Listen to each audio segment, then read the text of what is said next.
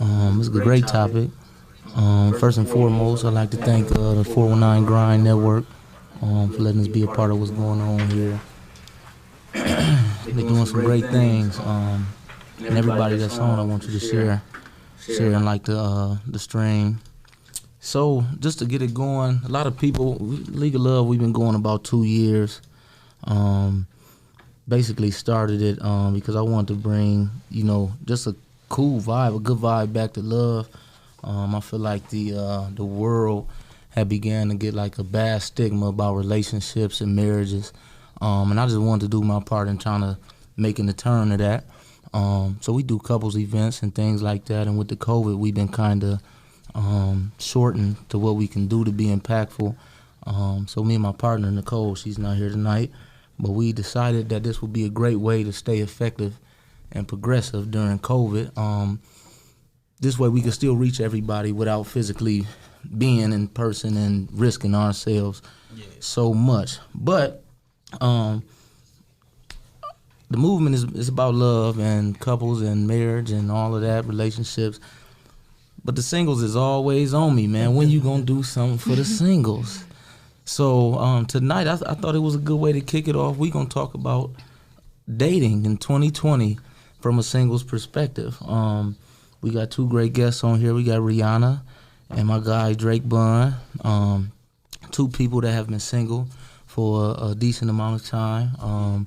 I'll let them, we basically going to talk about why, what have they experienced lately in this dating world and why they still dating. So I'll give y'all a chance to say hi to everybody. Go ahead, ladies first. Hey, what's up? It's Rihanna. Okay. It's Drake. All right, so let's just jump right into it. I guess we should just start by asking. Drake already said ladies first, so Rihanna, I guess we're going to go to you. I guess we just start by asking, why are you single in a simple format? In a simple format, I guess I just haven't found the right person. Okay. I think I'm an asshole. That's a great answer, though. Really That's keeping it real. accountability. Yeah, man. Yeah. That's self-accountability. But that can mean so many things, like elaborate. I don't know. I don't let a lot of people in. So it come off as, as an asshole aspect, as a person. So do you feel like you were really an asshole, or that's just how you feel people perceive it? You gotta get through some stuff before I let you in. So Right. I think sometimes possible. So you guard it? Yeah, I'm very good. And ain't nothing wrong with that at all. No, because I can't just let everybody in. Right. Right. So let's talk about 2020 though. Like dating in 2020 is probably weird. Different. I ain't dated Very in a couple years. Yeah. So let's job. elaborate on that. Like, you know what I'm saying? How has dating been in 2020 with COVID? You asking me? Yeah. Or is dating? Are you guys date? Like, have y'all been dating, going on dates and stuff like that? I mean, I went on one since this whole COVID. How was that? Did you feel it was a COVID date? Not really. No. Okay. No, I didn't feel like it was a COVID date. It was just like it was regular. Okay. Yeah. Okay. What about you, Drake? I went to dinner a couple times, but. So you wouldn't consider them dates? No, they was dates. Okay. But, you know what I'm saying? It was just like. Okay. You can only do so much. Yeah. Like by the time we get get on eating, can't go get a drink, can't go. Right. Facts. You know what I'm saying? Like, Yeah, I feel like dates have become like it's either a date or nothing. lunch date, yeah. Right. Either exactly. that or the Netflix and chill numbers have just went crazy. Yeah, and I'm in that range. You know what I'm saying? I ain't gonna hold you. Now, Or you just gotta date somebody you already know, or not date somebody you already know, but chill with somebody you already know. You know what I'm saying? You can't really meet nobody That's new fair. for real right now. So from a woman's standpoint, let's talk about that because Netflix and chill has been getting just bashed for years. So is that now more accepted because it's really just not much else to do? Not with me. I don't like everybody in my house, but Okay. What if you go to somebody else? Yeah. I don't like going over other people. Yeah. Dang, so it's a lose-lose. Yeah. It's a lose-lose. Okay. Yeah. Okay. But I don't know. I feel like I was always more comfortable, to me, when I was dating. I was more comfortable going to other people's houses than mine. I'm not a good person at ending the night. You know what I'm saying? My thing is, I'm cool with going over their house because I can leave when I want. That's true. Facts. If it's going bad, I can shake. Facts. My boy got a flat tire. Go help. The excuses are so convenient. You know what I'm saying? But at your house, like you already done told him I got no plans tonight, and then it's hard just to be like, yeah, I got to go to work. You know what I'm saying? Like that's the work one is the best one. Right, but is there a classy way to invite Netflix and chill though? I feel like it is. Lying and say you gonna cook dinner or something. Yeah, like dinner. I mean, not necessarily lying, but if you I feel like me and my wife, we both kind of did it together. Like I know on our first date, we talked so long. We closed the restaurant down and all that, and so I just asked her when could I see her next, and she was like tomorrow if you want. Sure. You know, so I'm like, well, I gotta work late. I'm not saying no, but it's really not much else to do. And she was like, yeah, that's fine. I was trying to stop drinking as much back then, so she brought over like some wine and stuff like that. But yeah, I don't know. I used to be worried to ask because, you know, women, you know, most of the time you say, man, you want to come over to the crib? You know where it's going to. Yeah. But I used to play off of that, though. I used to be like that guy that be like, no, we ain't got to do nothing. Cause I used to act like you. I used to try to reverse it, like, don't try to sleep with me type. You know what I mean? But then when they give it to you, you be like, all right, come on. Yeah, easy call. You gotta reverse it. Yeah, I think that was on everybody's playlist back then for the fellas, for real. But do you ever feel like, have you ever been on Netflix and chill? You ever like went out on something you was uncomfortable with, but you still was like, I'm gonna just go, and it ended up working out? Like it was a good night? Yeah, ended up being a good night. Now, what's the chances of that though? How many times have been good and how many times been bad? But what's good? What's a deal breaker in a situation like that? I'm an energy person. So like if they energy and they vibe ain't right, then I'm just like, you know what I mean? So yeah, especially in your spot though. Like if you come in with the off, I remember when I was dating years ago, women would come over like with an attitude, and I would be like, why are you here? Yeah, you literally did not have to come. No. I never understood that. Like when women, that's what you always got a choice.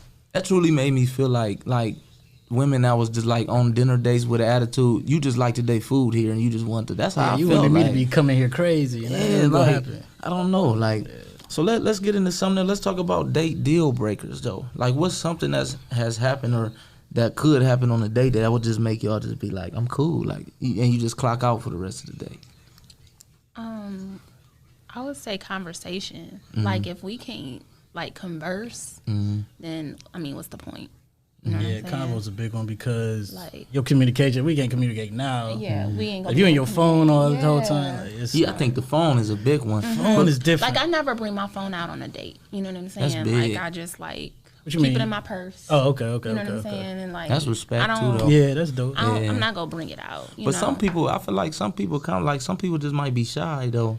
And see, I feel like too many times we as people, we judge the reactions of things that shouldn't even be comfortable, and then we just be like, she ain't doing for me. But it's shyness is a real thing though. Yeah. Like it'll be times you got to think positive. Like some men catch a date with a woman that just be like, I didn't even think she would have came. Right. I'm ready and be like starstruck. You know what I'm saying? Some women probably the same way. Yeah. So it's like, I think it'd be intimidation. I be feeling like people should give somebody like 2 or 3 before they should just count them out. 2 or 3 dates. I think in the first one you would know if you want to give them the second or third. Date, yeah.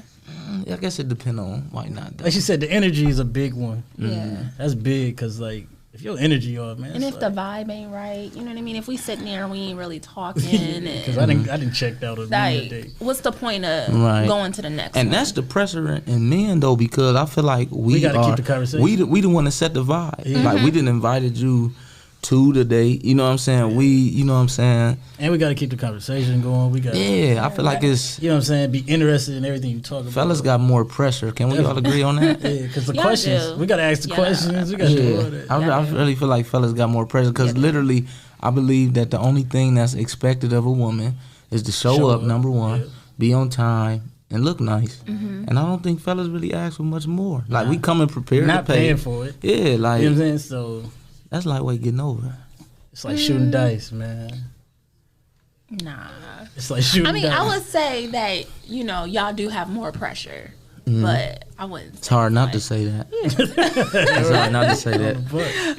Like, literally, I think everything about y'all side of it is, and this might be messed. I feel like y'all side of it is just super easy. Are you serious? It's super easy. Listen, even down to the way a woman dresses. Yeah. Like, okay, we could say like the makeup and stuff that may take some time, it's difficult, but y'all could literally put on one garment and some heels and you ready. Right, with that's leggings, true. With a jean jacket, it's easy. Yeah. That's true. That's like true. If I show up in a sweatsuit, exactly. I didn't think about this date. I didn't care about this date. And you're not gonna be looked at wrong if you overdress. Yeah. Right. Like you just gonna make the fella, the guy feel like, damn. You ain't never called your boy and be like, bro, she had on this, nah, you ain't gonna do Right, that. right. So, Now, how you feel about? Let's talk about women initiating dates, though. Let's talk about that.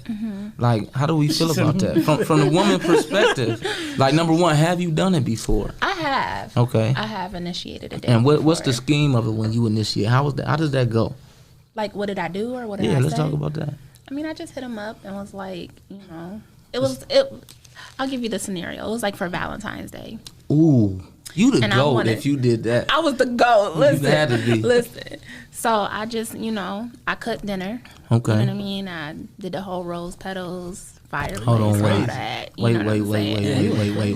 this is a date? Now, is this a new date or this is we've been talking for a minute date? Yeah, this was somebody that I was talking to for a while. Because I was about to go hard on you because earlier you was like, you're not about to just come to my house. And, No. It was somebody that I had. Okay, got you. For sure. Got you. I initiated that with him. So. Okay. And that was Valentine's Day. Yep, that was Valentine's Now, Day. when I say initiating the date, I think I mean more like a new date. A new date? A new date. Because that's tougher. It's easy for after you've been dating somebody to say after he done paid for 6 dates, you be like, you know what, it's on me tonight. I'm talking about a new date. Nah, I never initiated. Why not? Would you is the question, I guess. I would if it was somebody that I was really feeling. Or you feel it was worth it. Like, because that's what it really be. If you feel like somebody worth it enough. Yeah, Fair. You know what I'm saying? But then as a man, I think I probably was a sleaze back in my day because as a man, I feel like anybody's worth Applebee's. That's Applebee's. But exactly though, like if I'm just hungry, I just don't want to be there by myself. Yeah, Tiffany, I guess we can go out tonight. You free? Yeah. If not, then I'll just go by myself. No biggie. Yeah. But how as from the male perspective, how would you feel if a woman approached you with the initiating I've had the it date? happen, like inbox mode. You know what I'm saying? Somebody didn't ask me on a date, but I mean, I didn't feel that. I just go. I'm cool, so I go. Mm-hmm. But how do you feel? Like, do you feel less masculine because? No, I mean, because at the end of the day, I'm probably still gonna pay for it. Well, what if they go to full extent? Like, no, I'm paying. I invited you. I feel like that's the. I'm like that with if I invite. If you invite you, then you gotta pay. I just feel like you should at least offer, like, be prepared to do that. But I mean, we different type of dudes. I'm gonna pay probably still, regardless, even if you invite me for a female. You know what I'm saying? So. Unless she go crazy and just hurry up and pay for it, and then See, I did that before, but it was with somebody I was dating. You know what I mean? Like me and him, we would always go out to dinner. He would always pay. So he got up and went to the bathroom. I pulled the waitress to the side and I gave her my card and was like, players. Now, do you not in situations like that? That's players. It is. But in situations like that, do you just feel obligated because after so many times you like, let me just do my part? Or is it just let me show him something? I just wanted to show him, I appreciated him. You know what I'm saying? So it did wasn't he appreciate that? Yeah, he did. So y'all still dating right now? Nah. He ain't appreciated it. He ain't appreciate it, man. Hey, my guy, if you watching tonight, it's a wrap. It's a wrap. You didn't appreciate it. And now you done ruined it for the rest of the fellas. Right. She'll never pay for another date again. For a minute. It'll never happen. So what's let's get into like what's the ideal date though? What would be your ideal date? Me? Let's go with Drake first on this one. I've been wanting to go to the art museum for a minute. And I just ain't been going. And that's easy though. That's super easy. Like I'm easy, man. You can bring me a Lunchable. Like I'm easy. So the question is, why haven't you taken anybody to the art museum? I ain't found nobody to go. Ain't that's nobody tough. But taking somebody to you gotta take the right type of woman to the art museum. That's what I'm saying. Because everybody ain't gonna appreciate that. You know what I'm saying? But you know what though? I feel like when the date is good, I feel like you can really appreciate just about anything y'all doing. That's true. You know what I'm saying? Especially when you really feeling somebody. You know what I'm saying? Because I'm not found nobody worth taking to the art. I feel like the art museum is something like, you know what I'm saying? It's a different stature. Because I ain't gonna lie, like fellas, I feel like we gonna do stuff that everybody know we don't even like to do, just to seem like we like to do it for that person. You know what I'm saying? I think me and my wife, like our third day, we went wine and canvas. Never did that. Hated it. Yeah. You know what I'm saying? I don't paint shit. See, I would have liked the wine and canvas joint. Really? Because I'm into art and shit. So. But I enjoyed it because we was together and we was vibing. Right. It was different. But the actual painting and stuff, I'm like, but I knew it looked good. I knew she was gonna go home. You gotta do something out and, the box a little bit. Yeah, tell her friends like, girl, he took me wine and canvas. You know what I'm saying? But to stand out, you gotta stand out. Right. Do women realize that? And fellas, don't be upset at me, but do women realize that a lot of things we do, or do y'all feel like we doing it just because it makes us look good? I think that's based on the individual. Okay. Like for me, I would take it like, okay, if that was me and you and your wife's situation, I would have been like, oh, okay, he paid attention to something that I wanted to do. Right. You know what I mean? But right. I guess it's like on an individual basis. Right. What do you feel about that, Drake? Do you feel like out of 10 things you do, how many of those things you just genuinely want to do? Or how many of those things you just did because it make the image of what you're trying to get to look better, if that makes sense? See, for me, like, I want to do something I'm going to want to do, too, because I'm going to be more interested in the date if I do it. I'm not just about to do something I don't want to do. I mean, of course, that's probably like third date, and I'm going to do something that I don't really... Third date or date? Third date. Oh, I'm about to say date. No, third date. Okay. I'm going to do something like that I really probably... would be like, I really wouldn't do this, but let's try it because we done made it 3 dates. That's all. Right. After one, it's normally a wrap. So right. And I used to always like, I just feel like when you make it and you dating somebody and the vibe is right and you actually like them, I was always the one I'm gonna try to do like a different date with this person. You know what I'm saying? But things get hard. Things get scarce because some people look like at dating like a sport. It is. You know what I'm saying? That's like shooting dice, I'm telling you. What you mean by that? Because you can crap out, you can kink, you can get your point, you put your money up. Right. You know what I'm saying? That's fair though. It's like shooting dice. I used to really just like dating though. I think the misperception of people being single is that they don't enjoy being single. I do truly feel like everybody deep down inside eventually get to thinking like, you want somebody. Yeah, you want a companionship. Yeah. But I think the misconception is everybody think that people are like sadly single. No, I'm not sadly Yeah. You know what I'm saying? Like, of course you get those times where you just be like, I should have had somebody. I want somebody right now. Yeah. You know what I mean? Like for me, I know like I do a lot of stuff like in styling and stuff like that. So instead of me always sharing it with my friends and sharing it with my family, it'd be nice if I had my man be like, hey babe, you know what I'm saying? This is what I got going on. You know what I mean? Right. It's a different type of cheer when it's coming from your man versus your friend. Right. You know what I'm saying? So another thing though, like, I don't think I always think about like when you actually get in a relationship about how your actions change and how what you care about change. And a lot of times, like we just had a couples even last week, and I used to tell people like it's time for all of us to stop being so comfortable in our relationships. Like we was talking about before the show happened, a lot of people go through stuff, their spouse do crazy stuff, and I feel like it's because somebody got comfortable. You know what I'm saying? But you can get comfortable being single. Yep.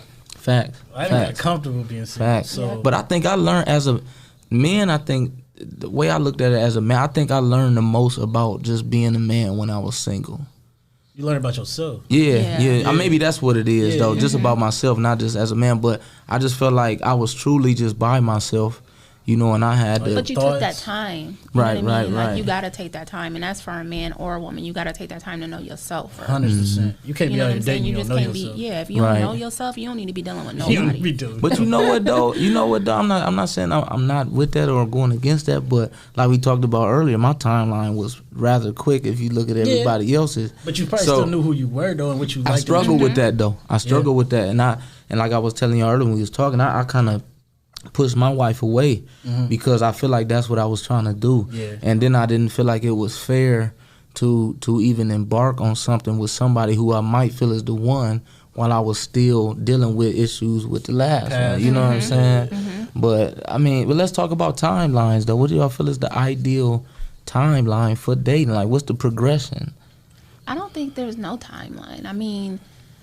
I done been in a situation where I done really felt somebody, you know what I'm saying? And it was a short period of time. And I done been in situations where I known somebody for so long and I ain't really felt them like that. So I just think it's just based on you and that person and how y'all are compatible, you know what I'm saying? And that chemistry. Yeah, that's because you can kick with somebody every day and make time speed up. Yeah. Right. Because I'd have had a relationship. We kicked it every day, and shit sped up, and it's 3 months, but it felt like 6 months, for like a year. So. And then timing is crazy. Timing is crazy. Because you can have the most chemistry with person in the world, but if they not in the right timing in their life, yeah, like, and that's crazy. I didn't learn that till I got older. Yep. I was like, we was good for each other, but it was just bad time. It was just bad time. Right, but how do you? I think that's what a lot of my relationships was. Bad time. Just bad time. Was that just an excuse?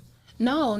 Because I mean, I've dated some really good guys. You know what I mean? I just feel like as far as timing for either one of us, maybe I wasn't ready or they wasn't ready, vice versa. You know what I'm saying? And and just to tell everybody why I brought these two people on, because I wanted to bring people who are entrepreneurs and grinders, you know, because I always consider myself a grinder, and the toughest thing that I always found when dating was finding time. So how do you balance that? And just elaborate on that. Like, it's just all about what you want. You know what I mean? Like, like I said, I done dated people where I'm like, I ain't gonna make no time for that person. Right. But I done dated somebody where I'm like, okay, he wanna kick it with me or he wanna see me. Like, I'm going to make that time. You know what I mean? It's just all about what you want, you know? Yeah, that's true. I don't know, girls be like, if you want it, you make time for it, but sometimes it ain't. We don't be. Sometimes it's not a choice, especially in the career path you in. People don't. I don't think people will ever understand entrepreneurship until they actually there. You know what I'm saying? People don't understand the real sacrifices that come with it. Like, I can honestly say, if vice versa, if me or my wife had this company that we had and we was trying to date, it probably wouldn't have worked. You know what I'm saying? Because your time is very limited and your energy is limited. Yes. Your mental capacity is limited. Yes.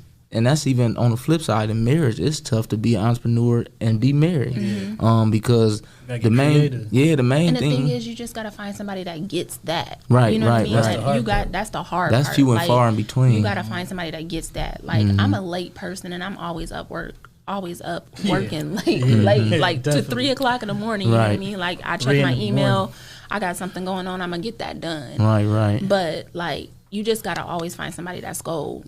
Right. Understand that. You know what I'm saying? Not everybody get it. Right. Yeah. Now, about career path, since we talking about that, how is it when you rating somebody, if they compatible with you, how much is considered of their career and what they have going on work wise? I'm taking this one, you take it. You can take it. Career paths. Like you said, you gotta be understanding of what I do. I feel like you gotta bring something to the table. Like, you can't just. I mean, let's put a scenario out there. She bringing in a Wendy's salary. She coming home. You talking Wendy's? Yeah, I mean, hey, listen. Wendy's is the prestige of fast food. Let's just take it there. Chick-fil-A was. Chick-fil-A that's a different level. I didn't even think that needed to be spoke of. Okay. You know, but anyway, she's bringing home a Chick-fil-A. No, that's too easy, because Chick-fil-A people are making decent. They making some like 12 an hour. You could work with that. We talking about $9.35, and you know the pay is bad when it's a weird middle number. $9.35. We talking that bad. You know what I'm saying? And they content with that. Okay. You know what I'm saying? Yeah, we probably not gonna make it. Why not? Let's talk about it. Because first of all, I gotta wake up and go get my check every day. So you gotta have some type of drive like me. And then, would you talk to me if I was making $9.35? Right. I don't think so. So that's just it for me. It depends, though. I mean, some people. Some girls would. Don't get me wrong. Some girls would. But come on now, we know. If I'm putting on that Wendy's uniform every day and you not coming to talk to me, big dog. Unless you got the manager's scarf, huh? Like, come on, man. I feel you. I mean, and nothing against people that do that. I think it's feel like you got to bring something to the table. And that's why I think some things you shouldn't even really know about people. Listen, I remember it was a girl I was dating years ago, and I keep saying years ago because my wife is here. I don't want to make her think that I went anywhere with anybody. It was a while ago. Years ago. Yeah. I asked her like what she did. I was just asking general questions, and she was like, "One day you'll find out." And she just kept saying, "I'm like, so what you like to do?" And she was like, "We'll get to that one day." And I got irritated. Like, listen, how you not gonna tell me nothing about it? She said, "Why would I make it that easy on you?" Like, she was like, if you want to get to know me, you should be willing to get to know me at my pace. like longevity. And the lightweight changed my perspective. And then she was like, if I told you everything I wanted in a man, it's gonna be too easy for you to just portray that you are him. Right. For that, It blew my mind. That was probably the most playerist thing I ever heard a woman say, and it killed me. And you know what? I stopped talking to her, never talked to her again, because that wasn't cool. And if you listening, I don't remember your name, but forget you. Yeah, she had the answers. Yeah, she had the answers. I think my mic is gonna. But yeah, let's talk about the worst date. What's the worst date you ever experienced? Can we get that exclusive tonight? Yeah. It's definitely on you. It's your turn. My worst dates. Yeah. Okay. I was out with this guy. He was older. And this was like years ago, but he was older. And I know it's gonna sound crazy, but when I got in the car, he had on some corduroy pants, and I already knew I wasn't feeling What that. year was this? Because corduroys come and go. Yeah, what's going on? Corduroys This is cool. This was like what 2014, 15 or something like that. Wasn't nobody wearing Well, I corduroys. feel like that was a good year for corduroys. No, it think was, it was, not. though. Hold on. It was I think not. 13 I think I might had have an been orange pair. It was not a Depends good on year who for it is, I corduroys. think. Okay, let's go further. He had But corduroys. And I wasn't feeling that. Okay. You know, and That's it was very just, low. I'm Yeah, just that's put that wow. out there. That's how you felt. But I'm being honest. Go ahead. Yeah, go ahead. But I just he just wasn't. He had to be old. He was old. I thought that's what y'all liked now. Nah. Who was old? He was like in his 40s. I thought that was the Maybe new like 30s. 45 or somewhere around I don't know there. what. Where did he take? So nothing about the date was good. Nothing about the date. Elaborate. Was Where good. did he take you? We went to the Real Seafood. That's a good That start. was good. Yeah, that was a good spot. You know what I mean? I like hope he seafood. watching. So. Right. Let him know. He it's probably cool. mad. Like I paid $100. Like But like he 'Cause I just had the wasn't. Roy's His on it. conversation was like so dead. Mm-hmm. You know what I mean? For him to be older, I would have thought like it would have been something more. But Right. the conversation was like straight dead, and it just wasn't good. so. This the question though. Like because nowadays I don't feel like people go on cold start dates where you don't have no conversation and we just go. Honestly, that's what I used to like doing that though. Like, let's have a conversation there. But most times you talking And before, you talking so in a car or something like Texting. that. I mean, I'm saying before the whole Yeah, date. you talking You know what I'm texting saying? and- Like So don't be nothing to days talk about. before. Like He the conversation was cool. Yeah, he wasn't he wasn't big on that. Like Mm-hmm. he asked me out. I met him at the Classic. Well, wow. Yeah. So- what did you? My what did man you was drunk. expect? Yeah, like he probably had all the moves that night too. Yeah, he probably did. But I met him at the Classic. Mm-hmm. We really didn't talk. You know what I mean? Because it was like the following week was when we went on a date, so we really didn't talk that much. Mm-hmm. And then we ended up going out, and it was just like it was dead. Never went out again. Never went out again. Never talked to him again. Just kind of like left it alone. He just took his He must have lobster. felt it too. and- Then Yeah. What's up, Drake? Let's talk about your worst date ever. I really can't think of one honestly because I don't really do too many dates. You don't? How do you date without doing dates? Yeah. You gotta see me at the shop. Come to the store. That's tough. Yeah, you know what I'm saying? I'm working, big dog. That's Like, tough. The shop is just open at all time. I remember you was saying don't DM you after 9 because you're not in the shop. So But I be there. I just told them that. You know what I'm Okay. saying? I be there. I be there till Okay. like 4 in the morning. so you not even driven. Like dating is not something like you yearn to do. No, it ain't something I got a great like. Oh, I gotta go on this date type thing. But Mhm. if it happens, it happens. If I feel like the chemistry is there, I'm gonna go on a date. Okay. But worst date, I ain't really had too many bad dates. I got sick one time. Eating some On a food. date? Yeah, it was bad. What, like BGs? No, yeah, like throwing up. Like if I would, I'm glad I left her house when I left her house. Type. It would have been bad. Oh, she had Rihanna got another one. She got another. Let's go. That just reminded Let's me. go. But it wasn't a bad date. Like we was cool. And Yeah, the date went bad for her, but it was bad for me. Right, because you couldn't even focus. Yeah, I'm ready to get out yeah. of here. You know what I'm saying? Like we went on a date, and I got sick in his car. You threw up in that joint? No way. You ain't throw up in the car? Yeah. What kind of car that's you a no drive? callback. I'm gonna keep it buck. Oh, But I okay. mean, he had a nice car. That's but I messed mean, up. I did something nice for him. You know what I mean in regards to that.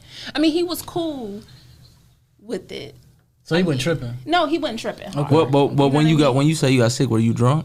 Yeah. Now listen, I'm gonna just give you some insight. I'm just fellas don't give me a pass on this one. Nah, I don't think you should say what you about to say. I'm gonna just leave it. Nah, I don't think The committee told me to leave it alone. But I'll just say this: he wasn't upset at your sickness because he probably feels it's gonna work in his favor later. Correct. Yeah.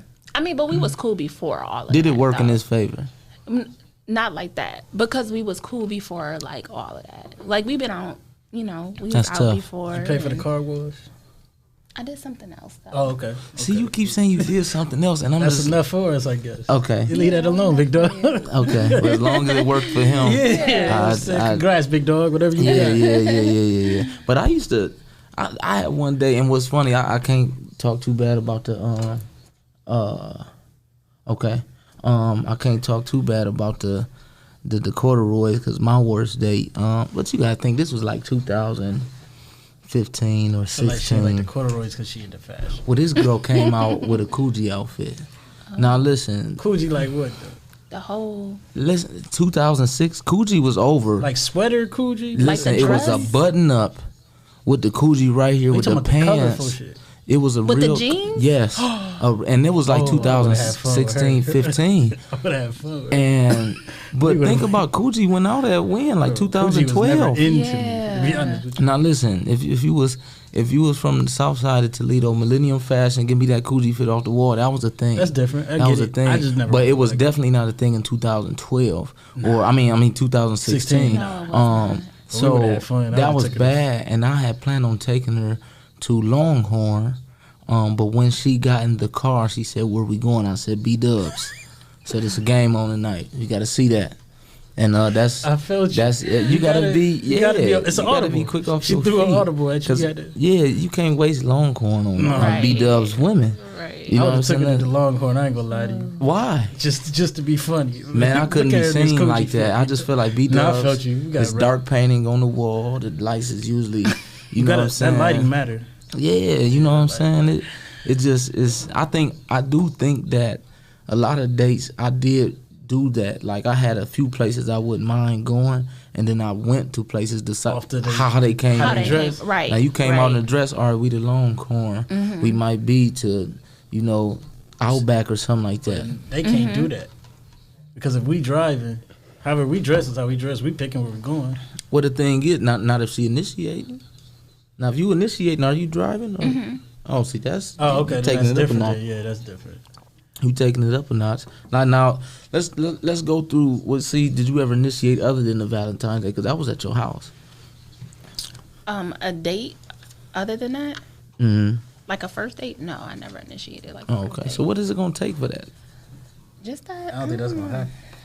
Yeah. I mean, I would want to. I really would, but it just got to be somebody that I'm like, he worth that. Like I want him. You know what I mean? So this is what I'm gonna do. What brings you to that style? I feel like too many times the only thing that brings us that is the looks. No, it's not for me. No, I don't base that off of everything, right? You know what I mean? Anymore. You know what I mean? Because when you're younger, you basing everything off of looks and everything. I'm basing it off of how you are as a person. I'm doing both. You know I'm what I not mean? gonna lie. Like, yeah, of I'm course, doing you're both. doing both, but like, in general, how you are as a whole. You know what I mean? So See, I don't think I see that when I say it was like a sport. I used to just like being on dates. It wasn't even like I love. That's So why. you didn't really care about who was the person. Listen, I did in a way. Think about it though. I love to speak to people. All right. You know what I'm saying? This is one like that's you just why. like to interact. Is that what it Yeah, is? like that's why I See, I did the ain't like League of that. Love. I like to hear perspectives, insight. So I just love talking to women. You know what I'm saying? Like, Soaking I, up the game. Yeah, I used to have like 5 dates in a Lined week. up. You know what I'm saying? Like it was a good time. I didn't have to end good. It You ever didn't take have- them to the same place? yeah, listen, I had a bar, 2 Yeah. bars, and depending on how they was, class level, that's what I Coogee charged was or- bar. Yeah, Yeah, Coogee I got you. or Macy's, you know I what I'm got saying? you. Yeah. But yeah, so I don't know, I guess it's different for everybody. But let's talk about blind dates. I told you my perspective. Yeah, I made a post today. I just wanted to see like who was I willing to seen blind Drake date. was on there. Was like, no. He Nah, was on there like definitely no. Because what we just talked about. But what looks if it and was stuff. a respectful source? Like if I told you Drake, now Drake, I've been knowing you for some years, That's and I true. came to you like, hey, I got this light skin. That's different. That's different. And if you know the person, that's different. Right. So would you be open to it like that? Yeah. If it was like a service, you know what I'm saying, where you could tell me about yourself. Because you could probably kind of guide what I'm into. You know what I'm saying? You would know, you know what I mean? Like, yeah. But if it's just a blind date and I don't know them, they don't know me, and I don't even know the person that's hooking us up. I'm a funny dude. Like, I wish I would have went on a couple when I was single, because even if it's a story, definitely. Yeah, like, because even if like it was horrible, it's a memory. You know what I'm saying? Like, I got something to go tell my homeboys about. Like, dude, this was garbage. You know what I'm saying? But I think blind dates is really could be more effective than what people think. Because me and my partner was talking about it earlier. She was saying like she hates that people talk about what their type is. Yeah. You know what I'm saying? And she just basically like, sometimes you don't know what your type is that you're supposed to have. You know what you want. Yeah. Sometimes you don't know what you need. Exactly. That's true. You know what I'm saying? I don't know. Who am I to say that I know what you need? I don't know. Right. But I feel like somebody else opening your mind up to other types of people or anything. Like, I think looks is like I don't think you can settle there. You know what I'm saying? Yeah. And it's kind of shallow, but at the end of the day, you like what you like. Yeah, and then on top of that, it may sound messed up, but I think when it comes to relationships, you got to do everything in the beginning to try to ensure longevity. So my mindset on it was I'm not about to pick somebody who I could walk out the house at any given day and just see somebody that look way better than her. Yeah. You know what I'm saying? Because that's too much pressure. You know what I'm saying, on me. Like, I got, in my mind, and it may sound shy, I feel like I got to have somebody that can compete with what I'm seeing out here. You know what I'm saying? I got to be able to wake up to you every day and be okay Facts. with it. Right. You know what I'm saying? Facts. Like, you know what I'm saying? Because, and then they say it's somebody for everybody, but I just feel like, and that's what's so dope about perspective. Nobody can be wrong in how they feel. How you feel is how you feel. Opinion. What you want is what you want. But I can never down somebody for saying, like, I want somebody that looks nice. Like, what's wrong with that? You know nobody want nobody that want ugly. Like, right. You attracted what you attracted to. If you attracted to somebody, you attracted to him. You know what I mean? 100%. And that's why I feel dating, from a man perspective, I tell cats all the time, like, your best point in dating and the most effective time in dating is when you need a woman for nothing. And you literally just want the vibes, because I feel like that's how most cheating happens.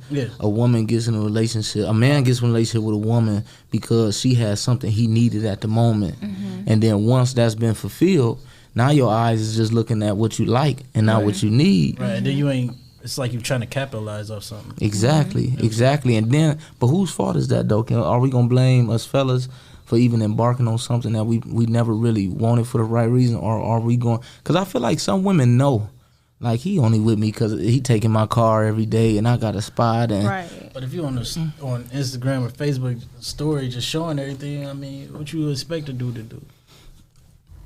Let's talk about that though. Like, what if you knew you was dating a guy and you knew that it was a portion about you that he needed?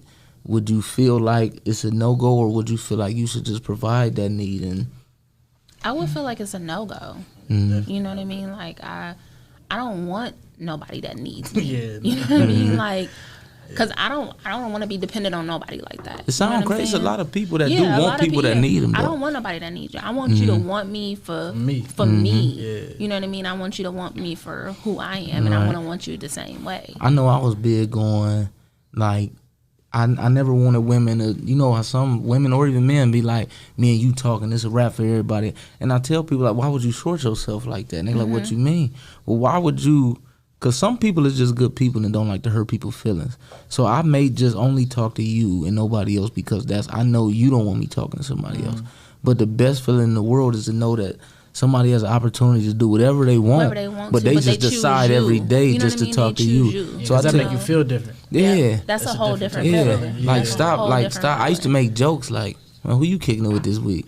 Like, not just saying that you shouldn't be kicking it with, but letting you know that you got that avenue. You know what I'm saying? Most definitely. Because it just gives you more confidence in the situation.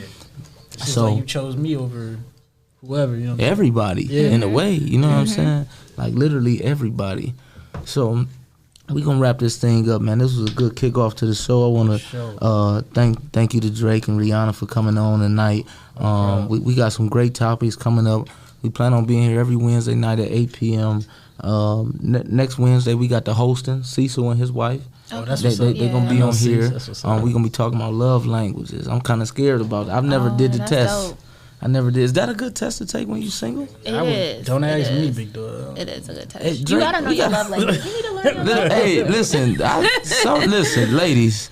Somebody need to take Drake out on a date. He ain't been on a date in a minute. Take him some food up to his shop. Yeah, to the shop. Bring him dinner or something. Yeah, come in. Because he ain't gonna leave. Obviously. Yeah. Somebody go to Toledo and just show Drake a good time, man. I ain't mad just because they just do it on their own. That means they tried. So we ain't gonna give them that. They can act like they didn't watch the show. Yeah, do that. And just say I just came, but then if you never seen them, then you gonna be like, who the fuck is? Yeah, you know I'm gonna have like 10 meals at the store, man, because of you. Don't complain about it. It's just free publicity. You know what I'm saying? But anyways, man, we want to thank everybody. We got a lot of great things coming up. The week after the hostings, we got Shandia coming, talking about life after love and divorce. That's gonna be a super deep topic. I can't wait for that one. We got my good friends after that. I'm not gonna talk too much about that. The lady lovers, if you know, you know. They'll be here the week after that. League of Love, we got some great events coming up for the couples. We are gonna work on something for the singles again. Event. But fellas, y'all gotta tap in, man. The last singles event, Living Single, was a hit. But we had to cancel because we had 63 ladies RSVP and 7 men. Was I one of them 7? I think I forced you. Okay. Honestly, you know. Honestly, but keep it locked, man.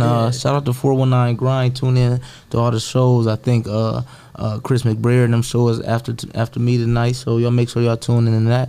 But we'll see y'all next week. Do me a favor this week. Make sure y'all live, y'all love, and y'all laugh. See y'all next week.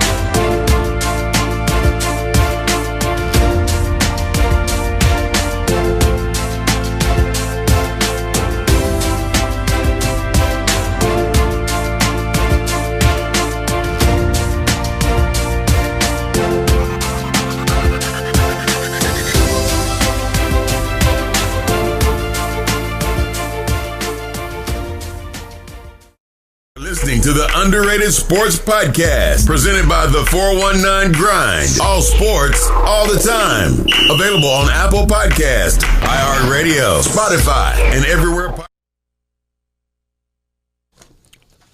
Yo. What's up? What's going on? Welcome to Sidelines, your 9 p.m. Wednesday podcast. I just want to just welcome you today. Our topic for today is the top of it all. We got an interesting show today. First, I want to give a shout out to 419 Grind Studios and Jesse Coleman for just affording us this opportunity to be able to be here. Shout out to our engineers D1 and Murky Merc Exclusive.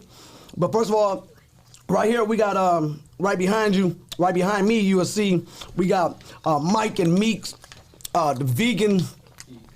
Mike and Meek Vegan Eats supplying us with the tacos and the egg rolls. Listen, I'm not a vegan dude at all by any stretch of imagination, but I've even tried it, and I tell you, I got through one egg roll. All right, I would say about 87% of it, and my mind was telling me no, but the flavor is so good, bro. It was saying yes. So a shout out to them. If you could see them right now, they definitely.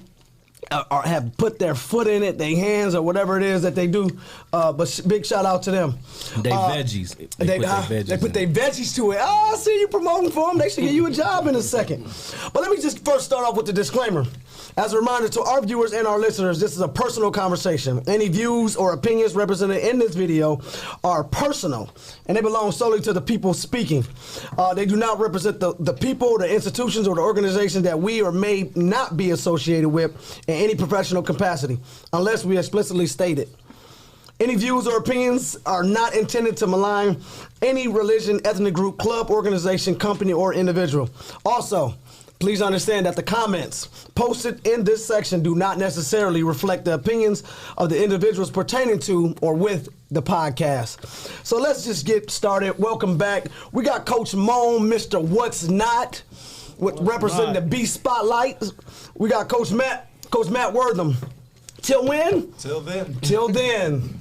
With the Sergio Garcia. Brooks Koepka. Golf hat. And we got Coach Craig, the eyes of here, man. And it's funny that I named him the eyes, because dude got little eyes. He literally can't even see his eyeballs. We got Coach Tim, the professor. I don't know nothing. Coach Tim, who provides the data. And then you got Coach Chris, your host, and the not so much coach. Wow. But yeah, man. Now we got it out the way. Let's kick into. Let's knock out our 6th episode, y'all. Sidelines. But speaking of knockouts, I know this ain't on the agenda, but let's talk about it a little bit. What y'all think, Nate, Mike, Roy, and whoever else was there? Can I say something? This is important. Nate was a victim, but Nate was a victim, right? Like the thing most black men get caught up with, where it's like you almost like have to at least act like you can fight. Yeah. Right. You gotta act like you can fight. Like you gotta at least be able to fight. No. And you. Not seeing people. I mean, he was running into the punches. Like he was acting like he could really fight. Like he got in the ring like it was about to be a thing. He was walking into the punches like he was going there full speed. His black pride was prideless. The scary. And he said he did it for the culture. Man, stay in your lane. The scary part is Evander Holyfield calling out Mike Tyson. I thought Mike Tyson caught on him. No, Holyfield was on there like, let's get it. Another year. Oh, so he got inspired by all Why that? do we want to see that? Well, I'm gonna tell you. Mike still got all his teeth, and Evander got another ear. So if he I just want my boy Snoop Conn. If he want that work, that bite, he can get it. That could get violent. But I will say this, Mike looked really good. He lost 100 pounds. But I'm talking about just even in the boxing realm, he looked good. He didn't drop his guards. He looked like as if I was watching him back when I used to watch him. But he only know one way, he say. And he came out just like it. He only know one way. But for Nate Robinson, man, just stay in your lane, man. Whatever made you success, stay with that. And that was basketball. Because I don't know if you can recover. How do you recover? Well, a lot of people was arguing, hey, he ran up his money, he got his money. Hey, yeah, he did this. He got knocked out for $50K or whatever the case may be, or $600K, whatever the case may be. Who got that much money? Oh, you said he got $600K for it. Who did? Outside no, of, thank you. So yeah, outside of pay-per-view. Who did? Pay-per-view. So he can possibly get. Nate Robinson. He can possibly get up to $750K for that fight. He probably bet against himself. He should have. Yeah, the way he was walking into the punches. But I shared a video. He was like, "Yeah, I did it for the culture." All this and that. But let me stop right here. If you can, all 30 of you watching, let's get it to 60 real quick. I need all 30 of you to share this and invite one person to come to our Sports podcast. It's going to get live. So with that being said, we got topic number 1. We got who is the top 4 NFL receivers of all time. I think we can all agree on number 1, right? Can we just skip past 1? We already know who the 1 is. I wore my red for a reason. I went to the mall and buy me a San Francisco 49ers hat, and I could not do it. You went to the wrong store. Must be a Dallas fan. Yes. I'm sure I disagree. So, I'll go. So go number 1. I think I'm the less football guy here. I think I'm a basketball guru, but I do. Wait, did he just call himself a guru? a guru. He couldn't just say I'm not a fan. Like he had to say I'm a guru. But I am a football fan, but mostly because I I gamble on it a lot, and I had to say that low because that hasn't been going well. But I got, of course, Jerry Rice, number 1, Calvin Johnson, Randy Moss, and it was a toss-up between Irvin and Carter for 4th, but I'm gonna just go with Carter. But Wow. Calvin Johnson over Randy Moss? Man, I got Calvin on my Megatron trying to get some numbers for his 10 years, though. He literally did some numbers. I mean, again, Respectful. y'all can deliver the numbers. I'm just going by. Wait, you didn't bring numbers? I got numbers for you, man. No, for I don't Calvin. got I got numbers. So for who I you just got? got Calvin on my list too. Who I you ain't got? gonna So lie. who you for? Negative. Who? Rice, Randy, Terrell, and Calvin. Yeah, I like T.O.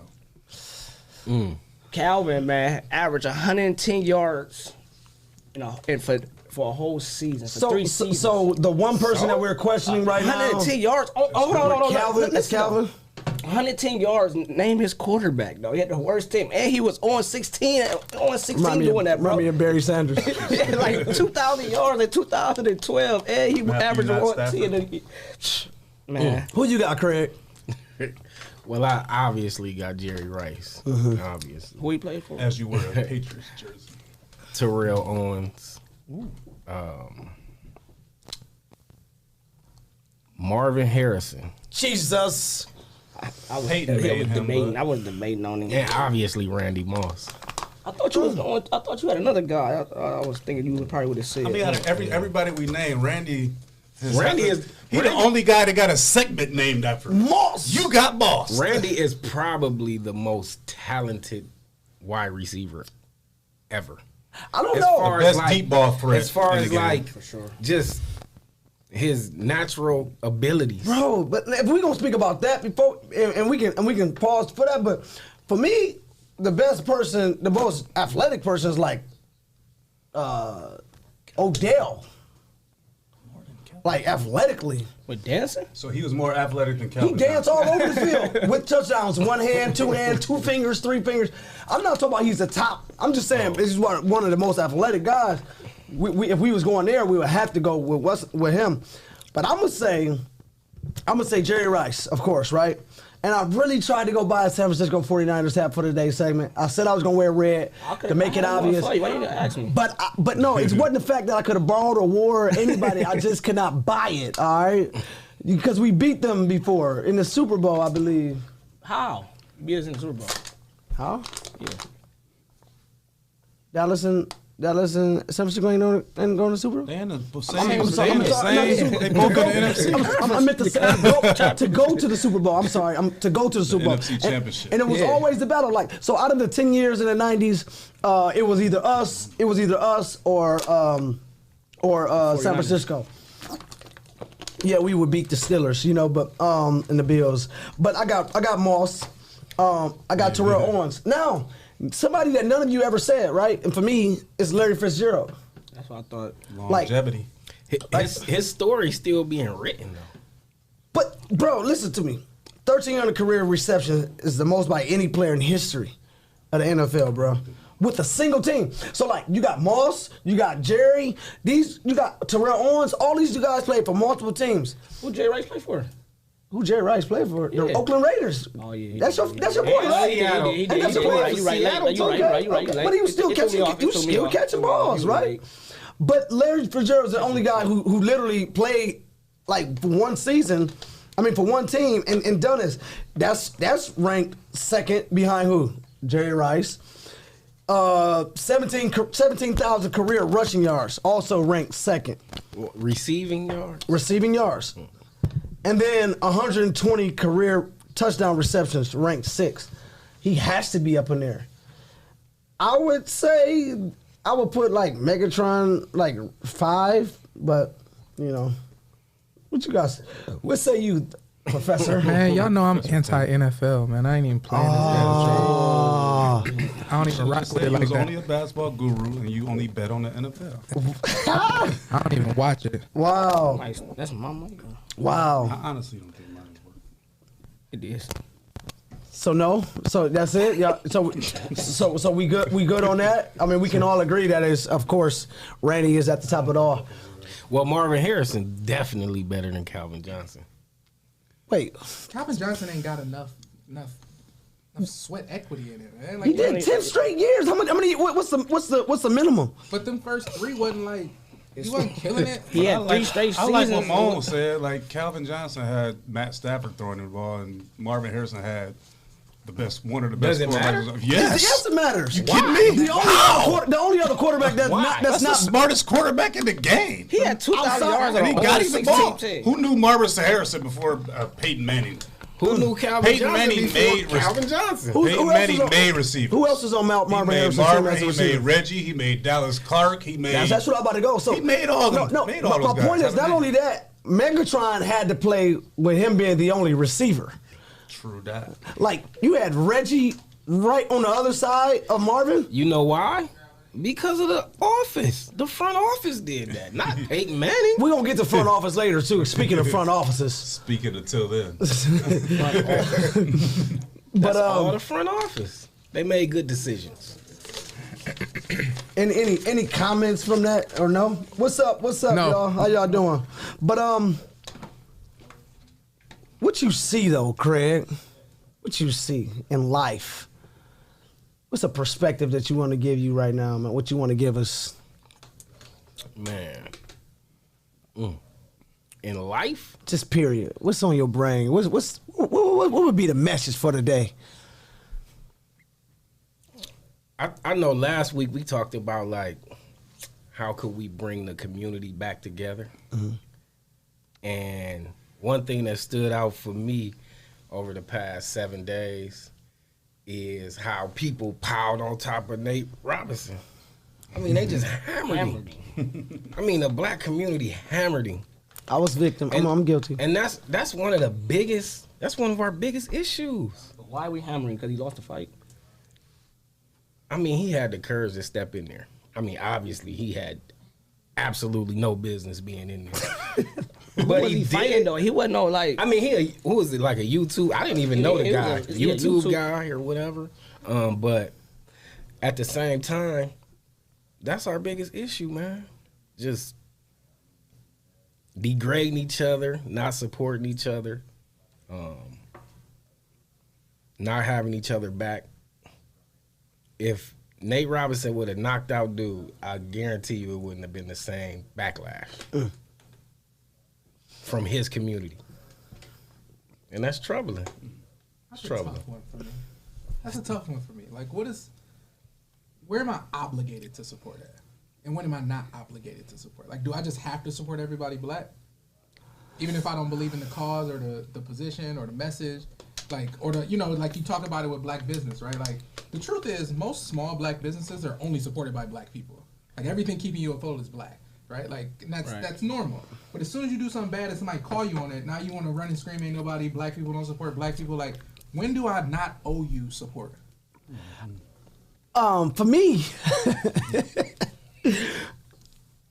I think we should. I'm listening to Craig, and I'm taking his perspective, and I do feel guilty for as far as for community building, because I think we are obligated to stand in the gaps, all right, and whatever that looks like, I don't think it requires us to be degrading. Do we have to support? No, but I think we should be able to stand in the gap. Like when everybody else is against you, I think it's necessary for us to be able to stand in the gap when everybody is against you. You know what I'm saying? But nonetheless, I don't know. It's a perspective that we all can have, but with that, being that, I just think it's something that we should all take in consideration. What? Sharice left a comment. She said, "Is all that he did before the fight. It don't make it right, but man, it's a way to handle yourself." I didn't pay attention to the lead up. Me either. Like, I don't know what the lead up to the fight was like. Oh, he got in the ring and said, "Yeah, man, you called me out." Now, mind you, I guess they were supposed to fight September or something like that, and he was like, and so this is probably like at least August, and he like, "Yeah, man, you gave me the September 12th. You should have called me when I got off the couch." And then on top of that, he said, on top of that, Man, I'm doing this for the culture. Logan, you out there looting and out there, man, while our people was in a bad time, you out there looting. Yeah, I gotta come after you. Yeah, I gotta do this for the culture. I gotta represent for the culture. Why did he call out Nate Robinson? Representing. Who? The guy. No, Nate Robinson called out him. Okay. So, I guess Nate is trying to embark on another thing. Nate is a prime athlete. He's a great athlete. Oh, without question. I mean, and you could tell he's a great athlete by how he was jumping into them punches. But, but you know, nonetheless, I just think that he wrote a check that he couldn't cash, and that's why I really made fun of him, because it was just laughable that you don't. Most boxers don't even talk. You don't see boxers like had that, because you know it's a life or death situation in there. Yes, indeed. And it was almost death for him. Like I made a status and said it was a celebrity death match, but I didn't know that it was a potential that this dude was actually going to be out in 10 minutes. There he was. Like the other fight had started, and they were still like giving him the powder to snip to put his nose away. No, he got knocked out. Yeah. He Like, went no, flat. kinda. It was I bad. almost thought it was so Flatline. bad that he was just thinking it was an act. No, it was no act. planned. You got to see the second knockout when his head was underneath the I mean, you just the got ring. hit in the temple and you still that running was- up like that. No, that was the first time, right? But the second time, I know, but after that, he still was running up like. So You I gotta- thought it was staged. bro, listen. No, I'm gonna tell you why it's not staged. I'm gonna tell you why it's not That was staged. When you turn into a baby again, when he got hit, he went into the fetal position like Crazy. he did this. His first knockout did get hit in the back of his head, though, I think, though. Probably so. Cheap shot by the But, YouTube I sensation. got a question. Have y'all ever been knocked out? I've never been in a fight, so I can't relate. I've never been in a fight. I mean, that's my claim to fame. I ain't never been knocked out. Me either. Matt, you No. I did. you got quiet. I got where I seen them little stars. I got hit like that, but I had to bounce back. Hey, dude, one time dude hit me. He locked up right now too. He hit me and I went in the whole circle, and he walked away. His dude And I spit him around. spent him back around, knocked him back out, because he thought it was over. Because I was holding my eye. You ever got hit in your eye socket? That wasn't just water. No, forget water. You go blind, bro. You don't even want to open it. You just I had to go back and get him. I couldn't go out like that. But nonetheless, let's speak about, since Nate wanted to go take himself to the next level and he got taken down one. Let's go to the next level of parents, right? What would you say? What would you say is the top three things parents should prioritize in getting their kid to the next level? Because parents, this is seemingly be an issue for parents struggling with getting their kid to the next level. I ref the game today and they were all over me, and I'm like, your kid Johnny is traveling every play. I think the number one thing is to them to get the great education of knowing how to get into college for one. You know what I'm saying? Like Matt made the post about ACT, like parents like, what is this? Or the clearinghouse, like what is the clearinghouse? Like your son ain't in the clearinghouse, he's not going to play at college. Yeah, like so you need to know how to even get in, you know what I'm saying, to be an athlete in college. For one, that's mine. Definitely education for sure, without question. I mean, it's the first thing a college coach gonna ask you. What's your grades? Yeah. What's your grades? If you're a senior, they gonna say, what's your ACT score? What is it? They gonna want to know, and if it's not up to par, they just gonna move on to the next. We'll take it in April. I mean, the next thing for me would be situation. I think as a parent, you have to put your kid in the best situation possible. And that's not always with the team that's going to win the state championship or the team that won the city championship last year. It's about putting them in a situation where you trust the person in power and trust that they're going to do what's best for your child and give them the best opportunity to be successful. The third thing for me would be competition. Making sure that they in a position where they're competing from 3 years old on up through high school. I mean, you don't always want your kid to be the best player on the team. So if he in third grade and he dominating, he need to be playing with fourth and fifth graders. And if he dominating there, he need to be playing with sixth graders. You have to challenge him. It's a must. I mean, and then just even furthermore, they gotta go to camps. Speaking to high school athletes, you gotta be in camps, especially if you're in the football world. You have to showcase your talents and your abilities. If you run fast, if you run great routes, whatever the case may be, you have to be able to put that on display, because it's not always on display within the offense or defense that you run at your school. You might be the greatest wide receiver. I know Nate Washington. He played at Scott. Mm-hmm. He played wide receiver and we ain't throw the ball. Nope, not at all. But he had a crazy vertical and he went to Tiffin and got him a scholarship, and he was obviously a Super Bowl champion. But he twice. He never caught a pass at Scott. I guarantee you, he probably don't got no more than 2 touchdown catches, if any. And he got 10 records at Tiffin. You know, so camps is where it's at. Well, just off-season competing. Like, how do you compete in the off-season? Whether it's for basketball, it's AAU, right? Like, you can't really get to college at an elite level without playing AAU anymore. Like, you can't just be the person.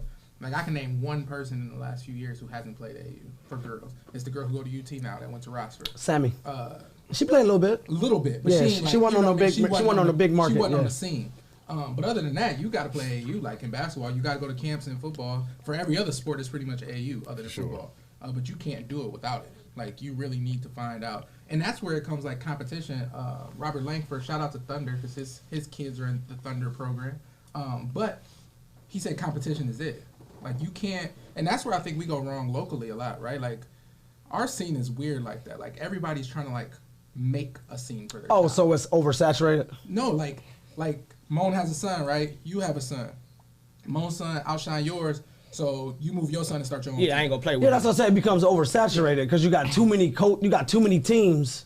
There's no competition. They're not working. Every parent wants to. How you know what city has the best competition though? Like, people just think, oh, St. Louis, I'm going to St. Louis, I'm going to LA, got the best competition. But some of them kids be worse than our kids. But people just think a bigger city. Well, they compete against each other on Saturday when they really could be competing against each other on Tuesday, and Thursday, and Saturday. Right. That's true. And that's where you get better. So for me, I always try to have stuff that if you a parent out here, I try to have stuff that you can remember. And I'm gonna just say, I'm gonna give you 3 points, and I think is you got to be willing to die as a parent, and you got to be able to die for the investment. And you could take that literal, or figuratively, however you want to. But what I mean by that is that it becomes exhausting to get your kid to the next level. No matter what level you are, it becomes something that you have to sacrifice over and over and over again. So the first letter is D, and I will say diet. Like it's so imperative that you get that your child get like the right things in their body. What you put in your child, protein, vitamins, making sure they drinking water, the vegetables that they eat. A lot of kids, especially in the inner city, have asthma issues because they're not getting enough green vegetables in them. You know what I'm saying? So that stuff is automatically something that actually pulls them back. And many people say you are what you eat. You know what I'm saying? It's only a few people who's great, like Chad Ochocinco, who brag about eating McDonald's all the time. It's only a few people that's just great like that. But the next thing is the I is individualized training. Like, stop thinking that your coach is supposed to get you into college. Like, stop thinking that because you go to practice 2 hours a week, that he's going to automatically be the best person. Like, no, it's going to literally take some individualized training. It's going to take for you to be able to put money into your child to get them better. It's going to be able to hold them to a standard that outside of practice. Like, one thing that I always say is that as a parent, you should be able to, like, all right, when the game is over, have a conversation with them on the court. Once you leave the court, you go back to being parent. And then if you need to get them to get better, then you actually pay and put somebody who can train them to get them better. If you can't do it yourself. No, but if you a parent, know the difference between dad and trainer, and have a cutoff. You know what I'm saying? And the last thing is E, and that's exposure. So you got to be able to educate yourself to the point, and I think y'all said it enough, to know how to get your child the exposure that they need. Like, some kids need camps. Like, some kids need clinics. Some kids need evaluations. where it ain't just a clinic they gonna go to. They need to be evaluated. You know what I'm saying? Like, no, Johnny is not quite the 3-point shooter that you think he is. but Johnny makes every shot with his foot on the line. You get what I'm saying? Cece Sierra Brown, Coach Cece, she is not a great 3-point shooter. She likes shooting it, right? But if she shot with her foot on the line, money. So as you getting evaluated, you say, all right, well now if you're a 2-point shooter, you might as well get the one that's a little closer. You know what I'm saying? But those are the type of things I think you need to be able to do to know what's best for your child. Last thing I'll say is this: you can't send your kid to a Duke camp when Owens bound. When they're Owens bound. No, seriously. But because that's something that for me, you get frustrated even when you talk about playing for a team like the Thunder. You know, you pay your money and then you're not getting nothing on the back end. Why? Because they're not good enough to even compete. So you just getting blown by, so your defense not getting better. You don't even know your child enough to know that their pride is actually getting stripped by playing on this team. So they're not even going to try hard. So like you might say competition, right? But right? You might say competition, but at the end of the day, what? They not even competing when you're not there. Depending on the sport, though. Because if I'm playing football, you want to go to the biggest schools because everybody's there. You got high major, mid major, low major. You got D2, D3. You got everybody.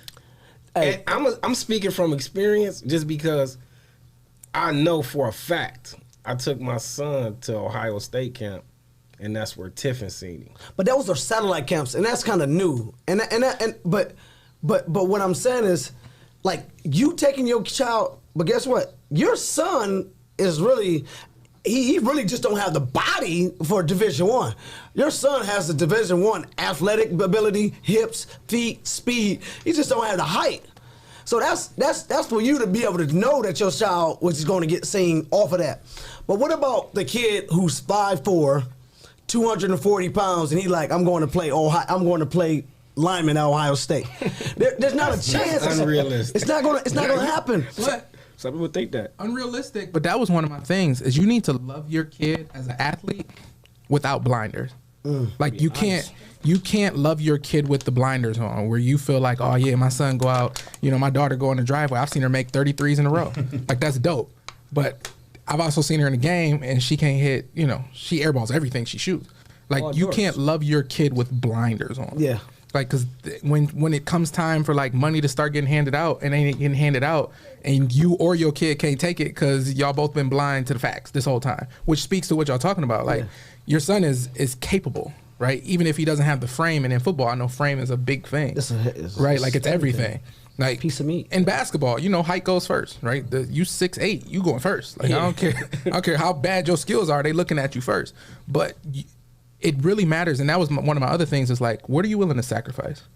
Like as a parent, what are you willing to sacrifice? How much are you willing to sacrifice? Because you only getting out what you put in, right? You can't not want to pay for AAU. You can't not want to travel. You can't not want to pay for camps. You can't not want to pay for food. Like assuming you have the means, and then want to get a D1 scholarship. The high school coach did it. Yeah, I mean, and that's the thing. You relying on the coach to do too much. You know what I'm saying?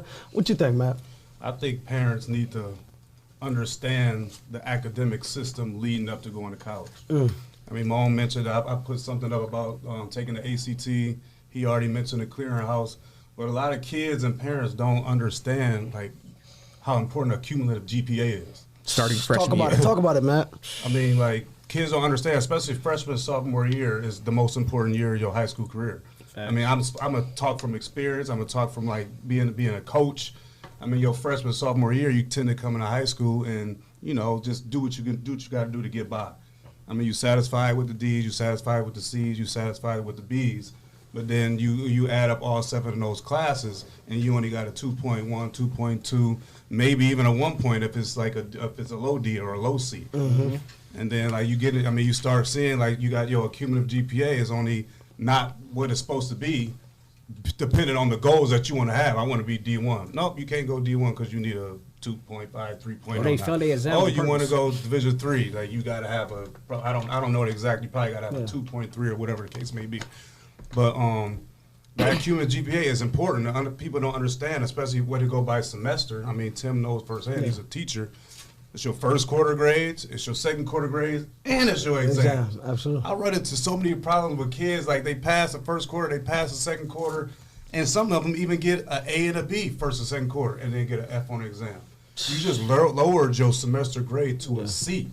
Now that just Now that just made your cumulative GPA point system for that class 2 points. Yep. Instead of you got that A that first quarter, you got that B second quarter, you pass the exam with a B.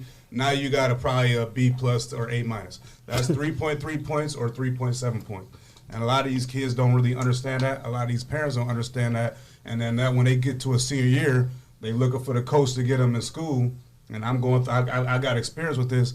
It's hard to do it when the cumulative GPA has been a 1.4. It's been a 1.3. You can make all the calls. You can make all the emails that you want. It ain't gonna happen. I mean, that has nothing to do with the coach, or even when I'm talking about the collegiate coach who recruiting them, that's the school's requirement. Like, so the coach can love you all he want, but the school is not letting you in because it's an academic institution. You know. So who failing them? Is it the parents? Is it the counselors? Is it the educating of the? I don't know. That's a heavy conversation. I think what I just talked about is not preached by more than one person enough. I mean, I can speak for myself as a coach. I preach it, but is the counselors preaching it as well? Is the parents also preaching it at home? Some of these kids need more than one voice. Is it on the coach to identify that guy as this is an athlete as a freshman? I think they should have a athletic counselor department for that. Like you know what I mean? I tell you what is a coach's responsibility. They don't. There should be nobody on your team with a 1.5 getting tick, right? Like. You got to be willing to lose in order to teach, right? Like you can't be like, you're a great athlete, so you cool with a 1.5, just get your grades up, right? Like you got to be willing to be like, man, I don't care how good you are, you don't get your grades up, you ain't playing, right? We're settling for that 1.0 system because the state said that's all we needed. Coach Howard was notorious for that. Coach Howard literally sit you out and literally we'd be in the weight room. Coach Howard had you doing your homework, like you don't want to. Yeah. Stephen Watson was one who was amazing, athlete, and he was like, nope, go ahead. I think Lima Senior, the only school who has the, I think that's Quincy's job at Lima is to focus on the athletes. Mm-hmm. Yeah, that is what he does. That's what he do. That's the only school I know who ever had that department. I want to go back though. I have a question. God, my mic is. I have a question. Brandon McNeil said that parents need to realize like what type of skill level their kid has, right? What is the obsession with D1? Like what is every parent, everybody who's kind of like even in the kind of know wants their kid to go D1. It's funny you said that, right? Because it's a kid that went to St. John's about maybe 10 years ago. Was getting recruited by like 3 or 4 Division II schools. And he literally told, Tiffin was one of them, and he told Tiffin, actually it was Finley, he told Finley, man, my son ain't going to a Division II school. He's D1 or better, or nothing. And literally he was nothing. Mm-hmm. But crazy thing is the Division II school that he would have been playing on won the national championship. It was actually playing on ESPN. So you went from thinking about Division I, probably even if you would have went to Division I, you'd have been catching the bus everywhere. Mm-hmm. You know what I'm saying? Yeah. Long rides, cramped up, and then going to a Division II where you kind of probably would have had a little bit of luxury and actually winning the national championship, actually playing on ESPN and getting that exposure. So I don't really know. I would say for me, when I was picking the college, I'm like, man, what is a Baldwin Wallace? You know what I'm saying? Not a household name. Like, what is a Baldwin Wallace? And I was asking myself that, like, and this was a school that was like calling. Like, I'm like, hey, and, it's a Division III, and they like, well, we can't give you a full ride. I'm like, well, I can't come, right? So then they'll come back like, hey, we figured out something, and I still would be like, nope. You get what I'm saying? Mm-hmm. So we go chasing waterfalls. But I think it's because of people. It was nobody that was helping me on this journey. Like nobody helped me on the journey. And somebody said that in the comments. They were like, "You can't teach what you don't know." Yeah, like as a parent. Yeah, and I think like parents have to be honest for one. They have to be honest, and then for two, they I lost my train of thought because I was waiting on y'all. Not trying to be better this week. I got one. But what's honest? Like, do the parents even understand like what a 4.5, what a 4.5 40 is? Do they even know? That's why you gotta do your homework. Do that? But they might have done their homework and they might think that their kid run a 4.5. They don't have they might have a stopwatch. So before we get, you know what I'm saying? It's like the education piece. I'll say this, but before we get too far, I want to let Matt finish it. He had another point. I mean, I had a couple more, but I'll just do one more. You can finish them all. But I think, getting your kids ready for college and life, parents need to understand to start teaching your kids time management.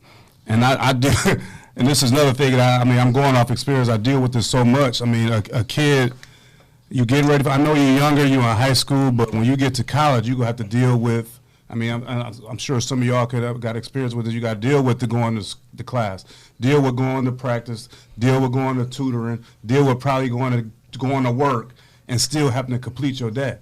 And I got to deal with so much stuff. And we ask coaches, tell me, have you ever got that text? Coach, I can't come to practice because I got to catch up on some homework. Yeah. Coach, I got to come to practice. I can't come to practice because I got to babysit.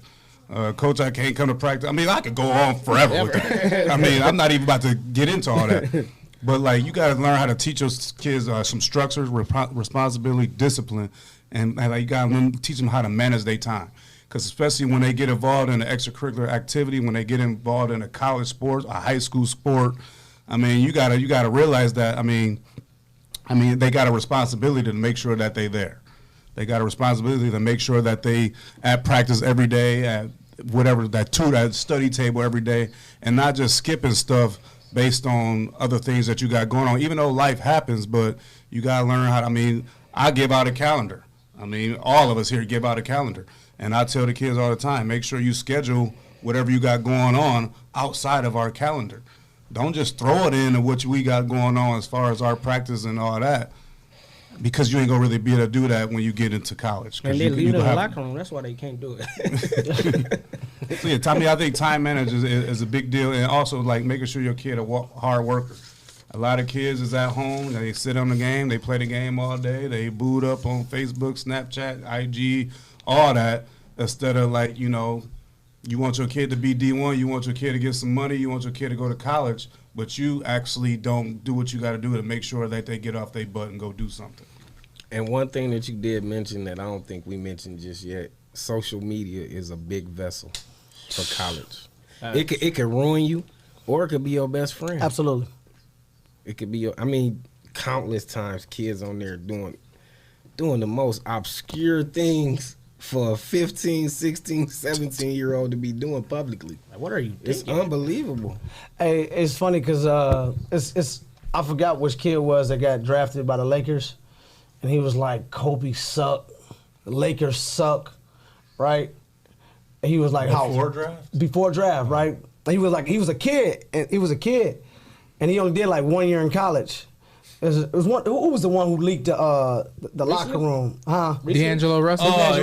Yeah. He was like, man, Kobe and the Lakers, man, they whack, man. I'll never play for them dudes. He gets drafted by them, and they bring up the tweet. You know what I'm saying? Second pick, right? Yeah, second pick. So you do this, and it actually can hurt you.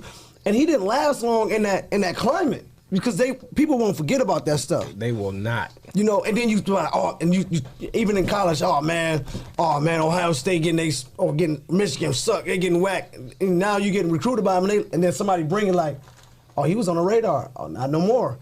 Because the integrity that you have can be lost. But Matt, what you got for us? Till when?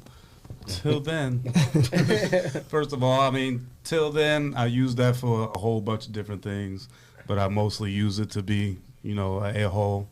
I use it to say hi, use it to say bye. And at this point, I'm using it to say goodbye. It's been tough. I've been trying to be positive about what's going on, especially when it's regarding sports.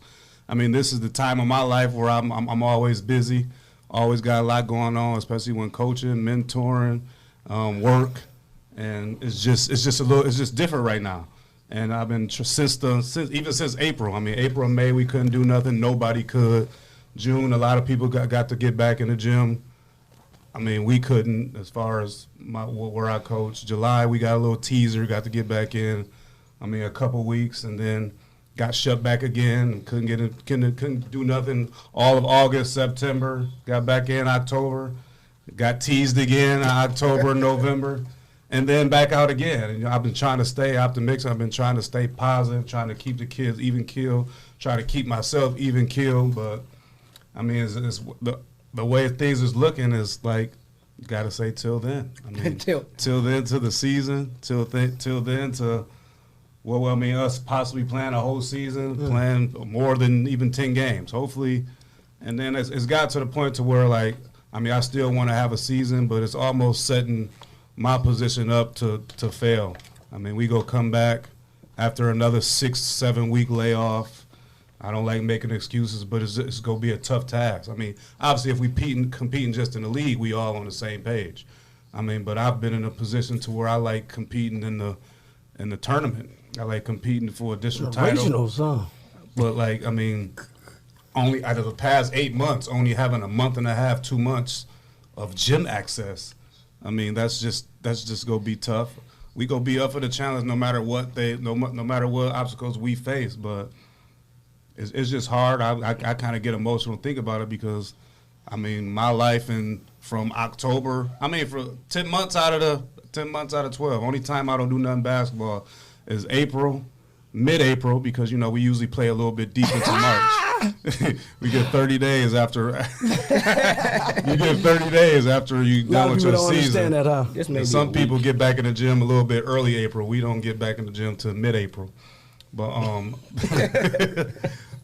April and August. Besides that, I mean, we live in the gym. We try to make stuff happen, whether that's in the gym, that's fundraising, you know, that's doing some team bonding stuff, and it's just been tough. Our routine has been thrown off, but again, I mean, I still want to have somewhat of a season because I got seniors that may not get the opportunity to play again, you know, after this. So hopefully some stuff happens, but as of right now, to our season, till then. I don't mean to be, I don't know, to piggyback on Matt's sorrow, and I'm not using sorrow in like a an insensitive way. I'm sad, but I think it's important. Like, Matt's position is the position of a lot of kids, and it's like, what else are we going to do? Like, this was a time for kids to figure out what else you were good at. Like, what else are you valuable? Like, most of the kids ain't going to college, like, for basketball. You know what I mean? Because going to college and being successful in college are two totally different things. True. And we're learning that the hard way. We've been learning that for 10, 15 years. Like, we're sending kids to college and we're patting ourselves on the back, but we haven't given them any of the tools to actually be successful when they get there. So, like, as this whole year has went by and kids ain't really had sports, like, we're kind of seeing, like, how we haven't given kids any other valuable tools. So just think about it. You got a senior who is a track star or a baseball star who didn't play his junior year in track. He had a half of a football season, and now he's actually walking into a half, if that, of a basketball season. His time that he thought he was gonna shine, he's been playing behind people, he's been doing all this, is like shot. Mm-hmm. I mean, they don't get a homecoming. You know, it's a lot of stuff that they're missing out on. Not to mention, he a hands-on learner and he's staring at a screen. And I'm not even gonna talk about if accommodations are even being met. But go ahead, Matt. I'm gonna put a little spice into this till then. Well, we got 49. If we get, I doubt we have it because I think I'm gonna be safe with this. But if the camera's on me, I got the chip. If we get to 100 viewers at the end of this show, I'll do this chip. Share it. It would be till then to my mouth. Tag everybody right now. Put now. Karan on here. He had 540 people watch him eat this chip, and he almost died. Oh, we ain't got milk either. I'm not gonna. Yeah, I ain't got no milk. I ain't gonna go out like him. Chip, I can't wait. If we get to 100 viewers, I will eat this chip along with Sharice. No, Sharice, don't put my wife in that. I ain't about to be taking care of that. But I'll do it. But listen. It's fresh. It ain't even open yet. Listen to me, y'all. If y'all don't do nothing else for me, or if you don't like me, you like Coach Craig. If you don't like Coach Craig, you like Coach Mo. So you want to see me eat this chip. If you don't like Coach Mo, you like Coach Tim. If you please just share this and just tag people. Just tag people and get people on this podcast right now. All we got to do is touch it at least once. So they can. We touch 100. I'm gonna eat log this on chip. and log off, y'all. But we just got to get to 100. All right. I'm gonna be safe though. Get to 100. Get to 100. Tag it, please. 100. All right. Till then. So with that being said, 100, yeah, 100. I'm thinking about because I don't want to do it. Tim, I'm thinking about. It seems like it's a till then moment on coaches, 60. Right? So that leads us to our next segment. We got 70% of coach, over 70% of coaches that's in the NFL. We got 70% of players that are black in the NFL. We got over 70% of coaches, of blacks that's in the NBA. Should we have more black leadership at the top? Should we have more black coaches? Should we have more black GMs? A black owner for that matter. At the top, since our topic is at the top, should we have more? Man, just think about this, man. We got over 70%, and actually it's like 74% in the NFL. So that means 3/4 of the NFL is African American, and the representation is not even 10% of coaches. And then if we talk about GMs, it's like 6%. So from my for like the NBA got like 81% of blacks in the league, 75% black coaches, right? 75% black coaches. Yeah, it's eight coaches in the NBA. Head. It's 8. It's 8. 25%. It's 25%. It's 25%. It's 8. You 8 said, coaches. but you said 8 coaches. 75%. 8 coaches. 8 coaches. 8 coaches, right? Mm-hmm. So like, I think our generation is turning because all the young athletes is becoming players, then they becoming coaches, and then they becoming GMs after that. So I think it's going in the right direction for the NBA part of it for me. Man, you don't think so? It goes to the same thing we talked about earlier. Like, black people are the ones who support black businesses. It's the same way with multimillionaires. These guys are. They gonna hire their friends. Mm-hmm. They're hiring their sons, their nephews, their cousins to run my company. Why would I? And if I'm an African American. Why would I hire a white person to run my multi-billion-dollar company? Why? And I got a son who I can just bring up at 21. Mm-hmm. Here you go. But, God, but that's how they do. That's how they agree. Operate. And here's the issue. This is why we shouldn't be watching the damn NFL. But here we go. Hear me out. Well, the NBA at the same point. NBA got plenty of black GMs and coaches. Like they're everywhere. No, it's only 7. It's only 7 between the NFL and the NBA. Black head coaches and GMs. And GMs. Black between the NFL and the NFL, it's only 7 total between both of them. And the NBA also has but the NBA also is probably the most culturally diverse entity as far as sports go. Like they're kind of out of this conversation. But the NFL, wait, what? Because they also have black owners in the NBA. There's black, not majority owners, but there's a lot of black ownership in the NBA. And they also do not silence black voices, right? Black voices are heard, black voices are seen.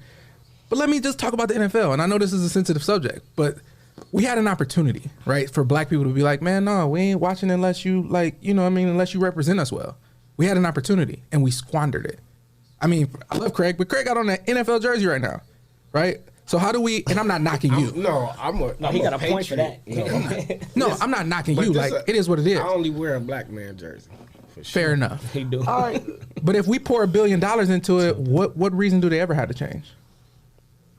Why do I need to hire black people? Y'all gonna watch either way? So Tim, I agree with you. The only part that I'm struggling with is the part that you taking NBA off the hook. And my thing is this, all right? My answer is no. We should not have more GMs and more head coaches in the NBA or NFL.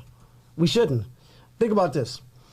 We got black millionaires, we got some black billionaires. We got black investors. We should create our own league, hire our own, like Craig says, similar to like what the HBCUs had to do, right? I think we have enough black dollars to do so. I think it's damaging to our thoughts to think that rich white men, these are my notes, Craig, and we basically said the same thing, who hangs with other rich white men should ignore their rich white friends of thoughts of becoming a GM and hire guys, black guys, because it sounds fair. For me, this isn't even a racial issue. This is more like a generational issue. And think about this, Tim. In 1946, the NBA was founded. In 1920, the NFL was founded. Bro, what kind of rights did black people have at that point, right? Mm-hmm. My point is this. The generation of America was divided when the Tuskegee Airmen came about. That was in 1941. That was the first time that since wars had been going on that black people were able to be pilots in the war, right? So if we're talking about that, and now we're going to move on, the generation to be able to be passed down, they're doing exactly what they should in my eyes. It was never created, the NBA wasn't created with blacks in mind. Hell, the America wasn't created with blacks in mind. So why are we trying to press through an envelope that's already sealed for us? Now, to make more money, we'll bring in Cam Newton and put him in a Patriot jersey. You get what I'm saying? We'll do that because it brings more dollars. They had no other choice but to sign Cam Newton, #1, to a 1-year deal because of the fact of who they lost. They needed a transition. And there was no other quarterbacks out there to be able to bring the fan hype and the money to the Patriots. So my point in saying this is to hell with the NFL, to hell with the NBA, and let's create our own generational type of a lineage. Like, that's what happened. That's what has to happen. Like, you see it in the HBCUs. HBCUs will hire ex-NFL players that went through there and went through that ring. Like Deion Sanders. Deion Sanders, black man that played NFL, had to get his first coaching job at a HBCU. So for me, like, we need to stop worrying about pushing into the NFL or the NBA. We need to create our own. And I'm not even trying to divide, and I said this last week, desegregation was the gift and the curse to us. You know what I'm saying? Like, for me, that's what I look at. Like, and right now you can see it's cursed. It was about 7 GMs, Tim. 7. And that's a tough sell because you look at LeBron. He just got a contract extension, $85 million for 2 years. All right, how much money you need? It's not about how much. What's you being need. a GM even worth at that point? Like, why I need to be a GM? Well, it's just but why you can't take the 90 that you won and you made in your last? But even creating your own. Yeah, 90. When you performing, 120, I think. When you performing, you want to be paid your worth or what you think you worth or what that. Who's the highest bidder? All right. So my point is this. So the black voice is not silenced in the NBA. Cool. But there's no progress. You just have a voice. That's no different from me getting up and doing a Trayvon Martin rally. There ain't no progress. It's just a voice. The NBA has 8 black general managers. I said 7. Well, you said 7 between the 2. You said between the 2 they got 7. 10. It's 10 total. Oh, it's 10 total. Well, it's 10 total. So with that being said, we talk about 10, and we talk about 75% of each being in NBA. Come on, man. Showed, he said he's going to be an NBA owner when he's done playing. But so that's cool, right? That's cool. He said what? He's going to be an NBA owner when he's done playing. But we talk about, but Smitty says it's not happening. But my point is this. Like Jordan? Like, if you want to bring the community back, right? This is an issue I think that will show solidarity, if anything. like they talk about the bubble. If you listen to them, they talk about how they stood in the bubble and said, well, you know what they would say? If LeBron's not playing, then we won't play. But if LeBron plays, we'll follow LeBron. And it was well noted that LeBron was pissed. You know why he was pissed? pissed? They did that because they had no direction. All right, but I don't need no direction. Like, no, just think about this, though. If we're going to quit, shut it down. Let's go. Like, that's the direction. Like, why everything got to be calculated? You know what happened? Why LeBron walked out? Why he was pissed? Because ain't no direction. Because, like, he ain't initiated. And nobody was in his ear. Warren Buffett or whoever wasn't in his ear. I ain't talk to him first.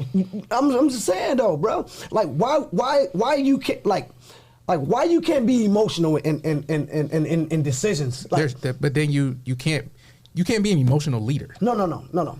I'm just talking about why your emotions can't lead a decision. Because they never should. No, watch me. I'm not saying that you should be like, so my point is this, like my emotions of black men getting gunned down, shutting this down. Like that should be the premise of it. And I'm not saying that you should be like, oh, I'm angry, let's just go riot, let's go, like let's quit, let's retire. I'm not saying that. But for that moment to make a statement, however you feel should be okay.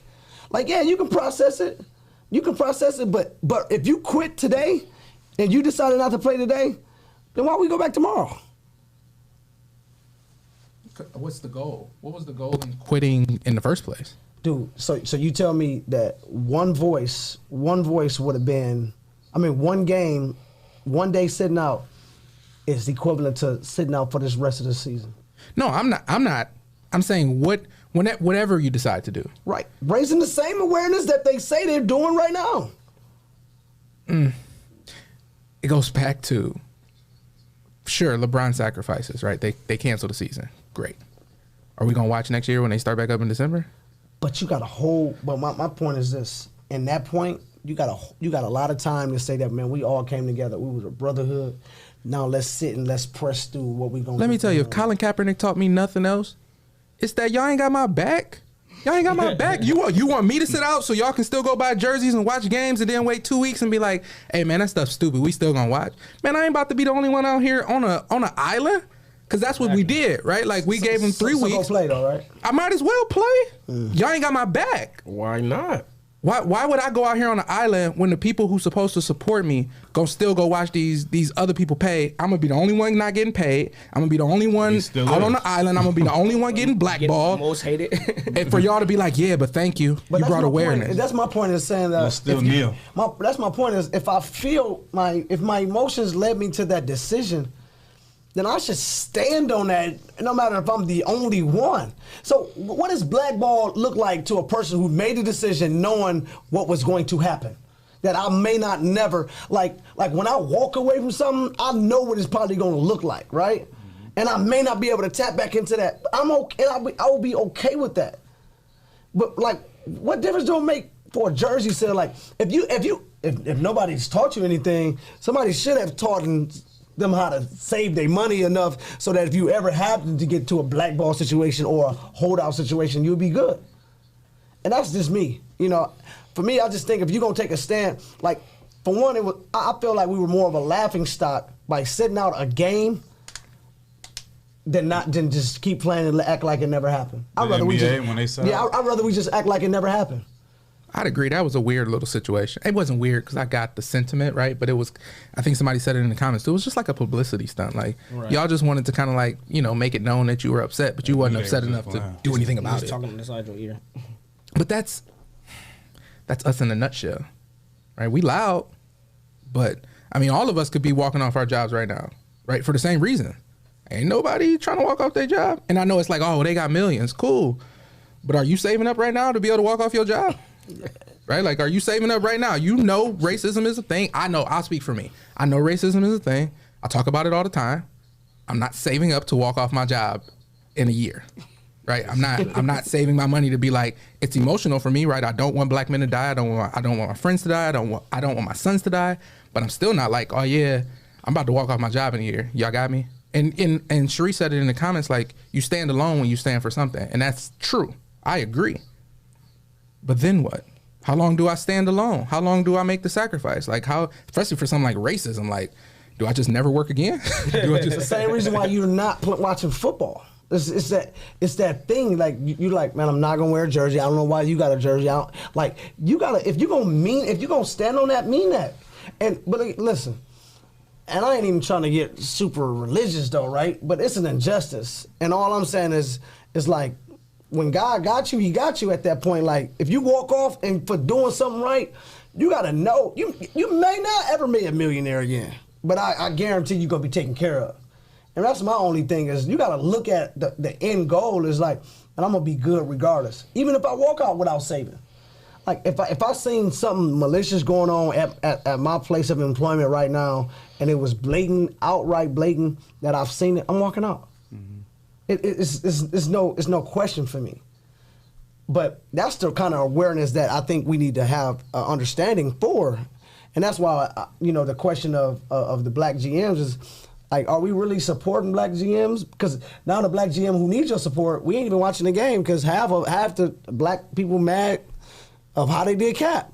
So it's a lose-lose. It's like me and 3 other people. No, everybody else watching. It's a lose-lose, right? So he like, man, I done pushed through. I done made it. I became a GM. Or I became a head coach. Dude, Tony Dungy was the first black head coach. That was in our lifetime. That was when we were probably young adults or teenagers. So somebody asked, was Cap wrong for taking a settlement? Now, I don't even know why he took a settlement at this point. You know why? No. He walked off his job. He wasn't getting no job, so but he needed I something. don't know why. I would say I don't know why he took the settlement. Like, what did it entail? Should he have? Like, so if the NFL said, man, this is a civil suit, right? We blackballed you, but I don't know how you be blackballed or, like, for me, like, I just don't know because I kind of struggle with Cap taking the knee in general, and I only struggle with it because of the fact that I guess because I didn't know really truly why he was taking it, A lot of people didn't. Yeah, I didn't really know why, until after the fact, right? And I don't think Cap owes it to me. I'm just little Joe Smo. But I just felt like I could not stand with him initially. And I would tell anybody knew me when I spoke on it. And I was like, I just don't know where to stand with it. Because I didn't know exactly. So I don't know why he really got truly blackballed or if he got truly blackballed. But if you work for somebody and they tell you that it's part of your job to do something and you decide not to do something, then they probably can fire you. Insubordination, I guess. I don't know. But should he have? What's your thoughts? I don't know. I'm always on the fence about that. Like, if your job, if anybody's job does something wrong, you have the right, so to speak, to sue them. So let's talk about what did they do wrong? Well, in theory, they blackballed him, right? They said, we're not going to hire you because you did something that is not against the rule. And we're all going to conspire against you to not hire you, despite you being capable, despite you being talented, despite all these things. We're not going to hire you because you didn't follow this unwritten rule that's not really a thing. And I think that was what he was able to prove. So do y'all know about the Rooney Rule in the NFL? Anybody know about the Rooney Rule? Yeah, when you got to interview one black person. So they owe retro pay to everybody. Everybody before the Rooney Rule. What was that, 2013 or 15 or something like that? Whenever the Rooney Rule, if y'all can find it, whenever it was, but just so I don't misspeak on it. But the Rooney Rule was that they now have to have a fair interview process in the NFL. Dude, that's what we came to, that you got to make a rule to hire people? Well, even just now, they just implemented where if you put a black coach or minority coach, female, whatever, if you put them through like the coaching channels, if you like hire them as a coordinator, you get a 3rd round compensatory pick. What?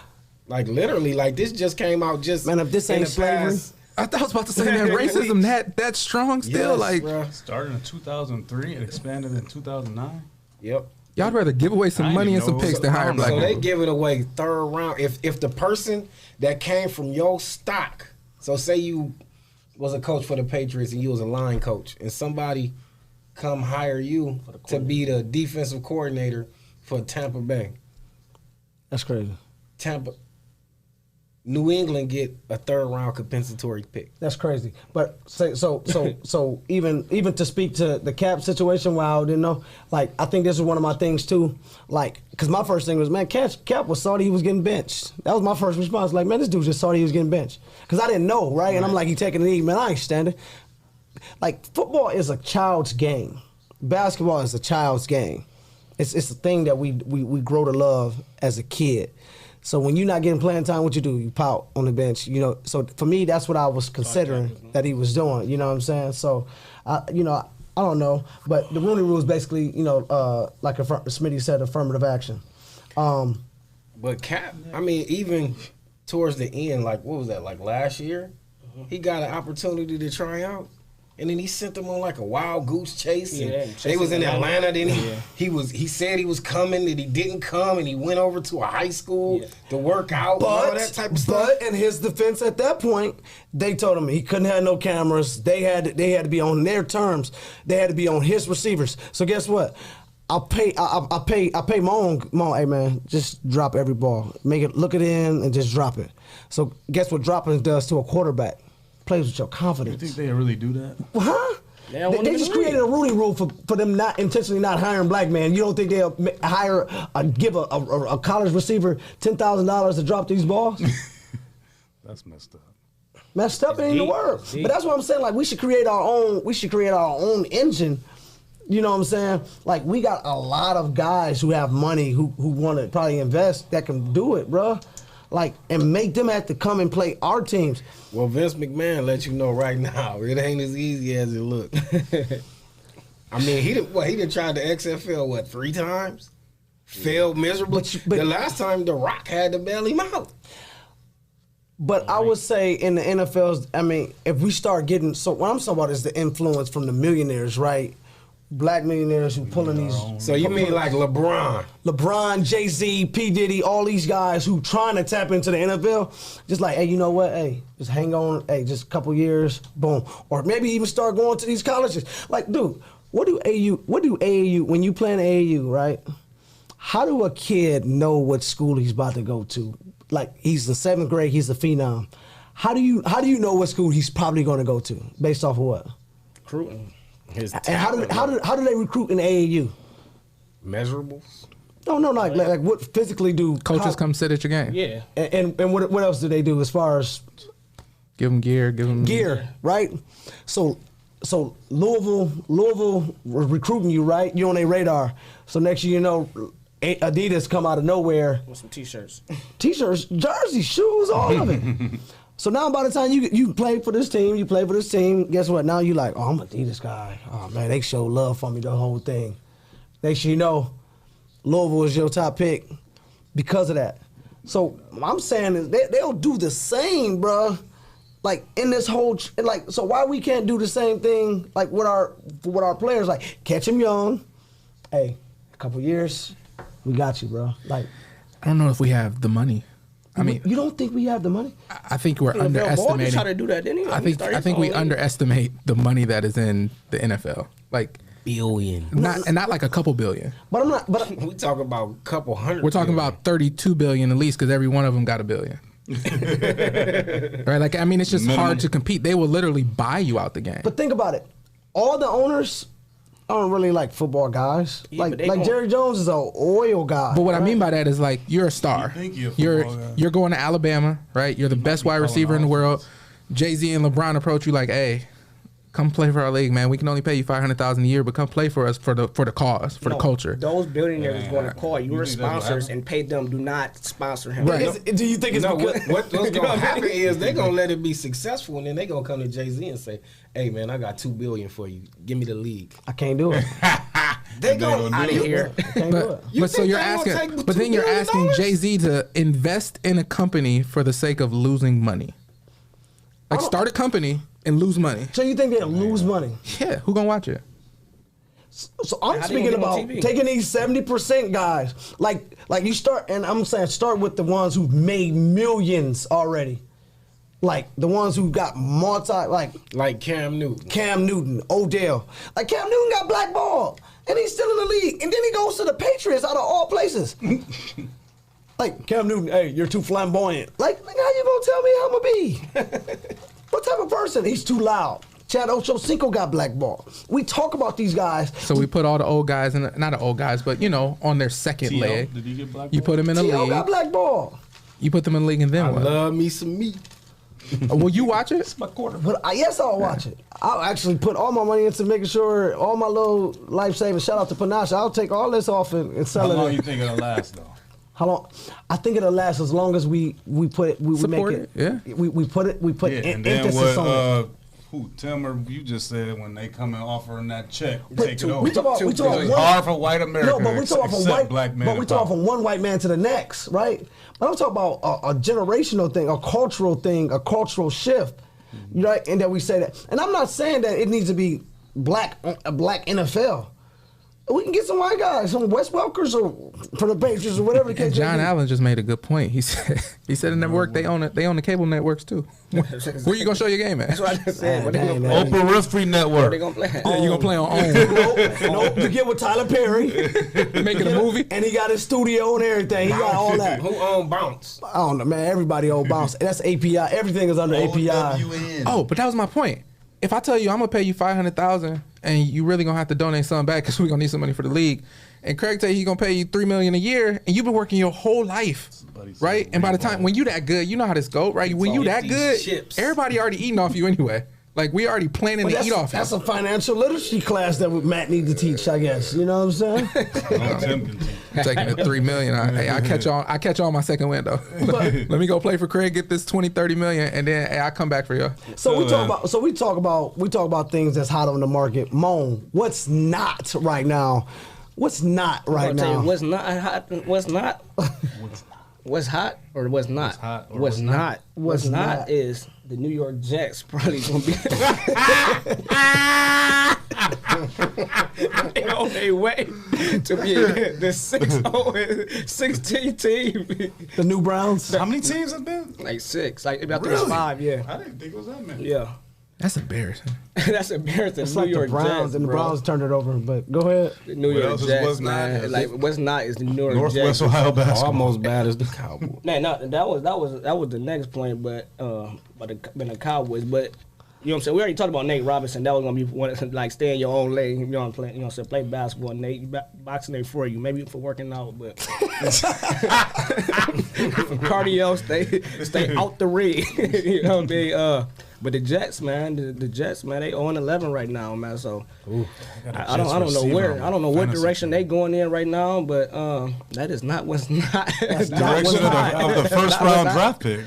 But that's not gonna help. Like that don't help teams though. Like having the first pick do not help teams all the time. Like honestly, that do not help. That's a lot of pressure on that guy who coming into a losing program. Man, they don't help. You think one player gonna change? Did Murray get first round pick? If I had a first round, Kyler Murray, I'm getting a was he center. the first pick? Yeah. if you had They the doing first, fine. if No, you he had only the been first that's round his pick, second year. you had the first round pick in the NFL.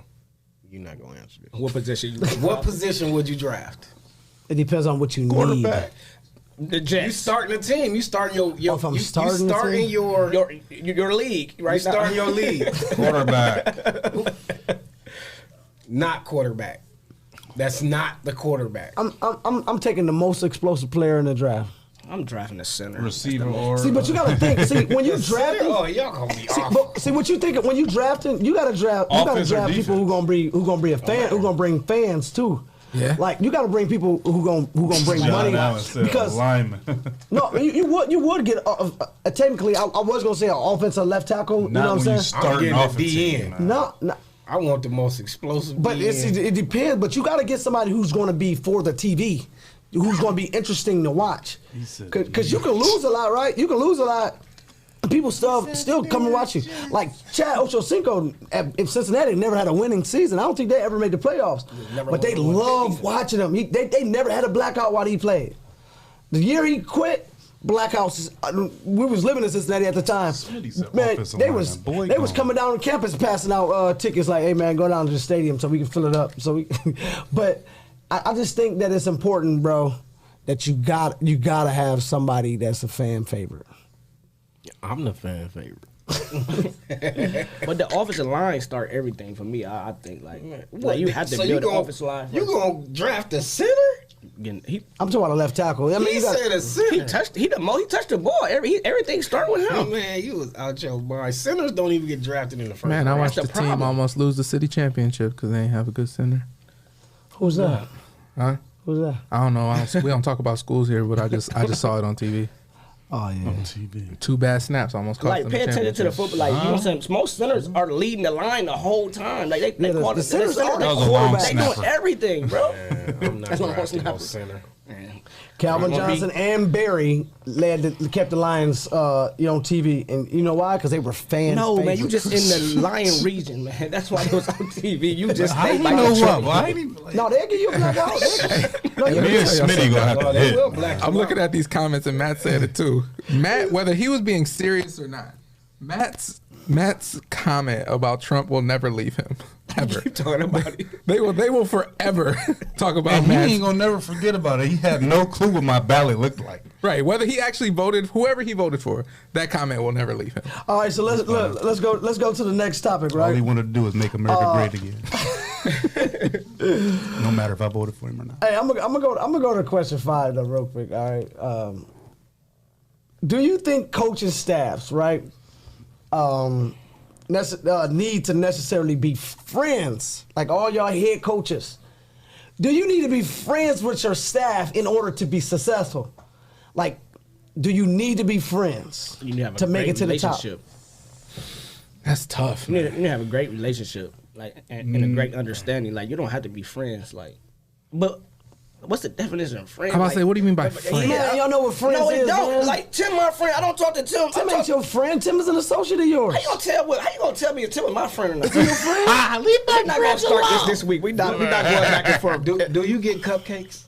I have. For free? That's I your don't friend. know. That's you. Y'all You best not friends. because we're friends. No, you over his house. You get free cupcakes? He lay on Yes. his couch and all that. Can I come over and get free Man, cupcakes? anytime, man. How many times you been to his house? Not his Probably like friend. 4 times. So that's like you already said. I'm not a racist. I have 3 black friends. No, how many times I've been in my house? I ain't been in my house that much. I just realized He's been cupcakes in are your probably house, the barrier. Like, But if you were I- measuring I got a friendship for me, baby. it's whether you get free cupcakes and brownie. Yes. That might be true. That I've might never be- been that to might be Tim's true. house. We got to step not up my our friend. friendship. So think about Step our friendship. So yeah, it's not friends right now. It may be growing into something. Tim asked you, so what's the definition of friend? That's So what I'm then, saying. so then, no, we don't. I don't need to be friends with people on my staff. have a great right? relationship. I imagine we need to be respectful, right?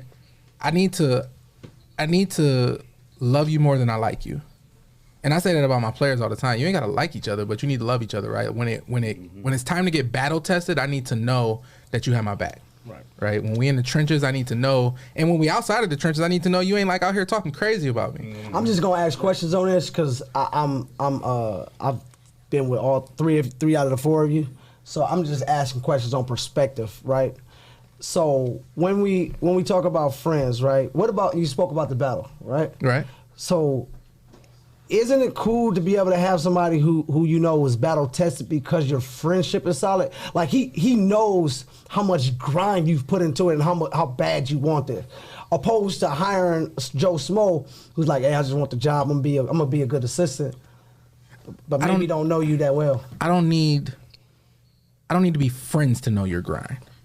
I need to have witnessed it, whether it be from afar or from, in an intimate way. And I don't mean that sexually, right? But in an intimate way, like I've seen you, I've seen what you do, I've seen you in the gym, I've seen you working, right? Like, but I don't need to be friends to see that, right? Like I know Matt. Me and Matt aren't necessarily friends. I see Matt. Matt don't even speak to me in the hallway sometimes. We work in the same damn building. Damn, that's fake. His head be down and he just be, but I've seen Matt grind. So if I was ever looking for a coach and Matt was, in a hard place, right? He got more championships than everybody at the table, so I doubt that happened. But like, I got it. I gave him his first, so if he was ever, with me, I'd be like, Matt. I was his friend. I'd be like, Matt, You what's ain't up?